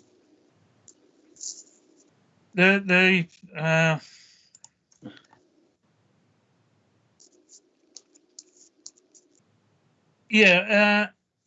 static friction on a control system. Yeah. Let's say best example I can think of, the control column. Yeah. Okay. So you've got your control column. Yeah, and it's sitting in you've set up all your neutrals. Yeah. So what you do is you attach a spring balance to the control column. Yeah, and on the spring balance, you know what a spring balance looks like, don't you? Okay. Yeah, it's just a little spring inside there. Yeah, and what we do is we pull on the handle. Yeah, we're compressing a spring, and as we're compressing the spring, the dial's going to read the amount of force that we're applying. So the static friction for this, it might be 10 pounds force. Yeah, so I pull on the spring balance, and I see at which point the control column starts moving. Yeah, and if it's in limits, if it's, let's say, 8 pounds force, then that's fine. If it's above 10 pounds force, then there's too much force needed to move the control column. So that's what your static friction check's all about, pretty much. And it's the point at which you start moving. Yeah, when you get your reading, that's what's meant by the breakout force. Okay, Jim, got it, Jim. So your spring balance is basically you've got a little scale on the side with a pointer. Yeah, and inside the spring balance there's a spring. Yeah, and as you're pulling on whatever it is, yeah, a little hook on the end. You pull on the handle. Yeah, you're compressing this spring, and as you're compressing the spring, there's a pointer that will go to a reading. So when it starts moving, yeah, you look to see at which point the dial starts moving. That's your breakout force, and that's your static friction check. Okay, yeah? Thank you, Jim. It's okay.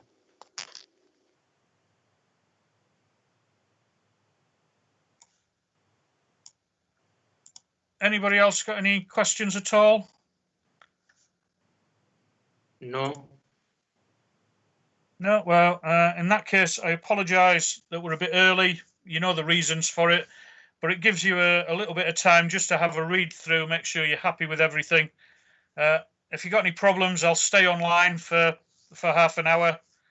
Got any problems, just give me a shout. Failing that, I will see you all in the morning and we will finish off our structures book. Yeah. Usual time tomorrow. Okay, Jim. Okay, I'll catch you later. Like I say, I'll be online for half an hour. So if you've got any questions, just give me a shout. All right. Okay. Enjoy the rest of your evening, guys. Thank you. Thank you.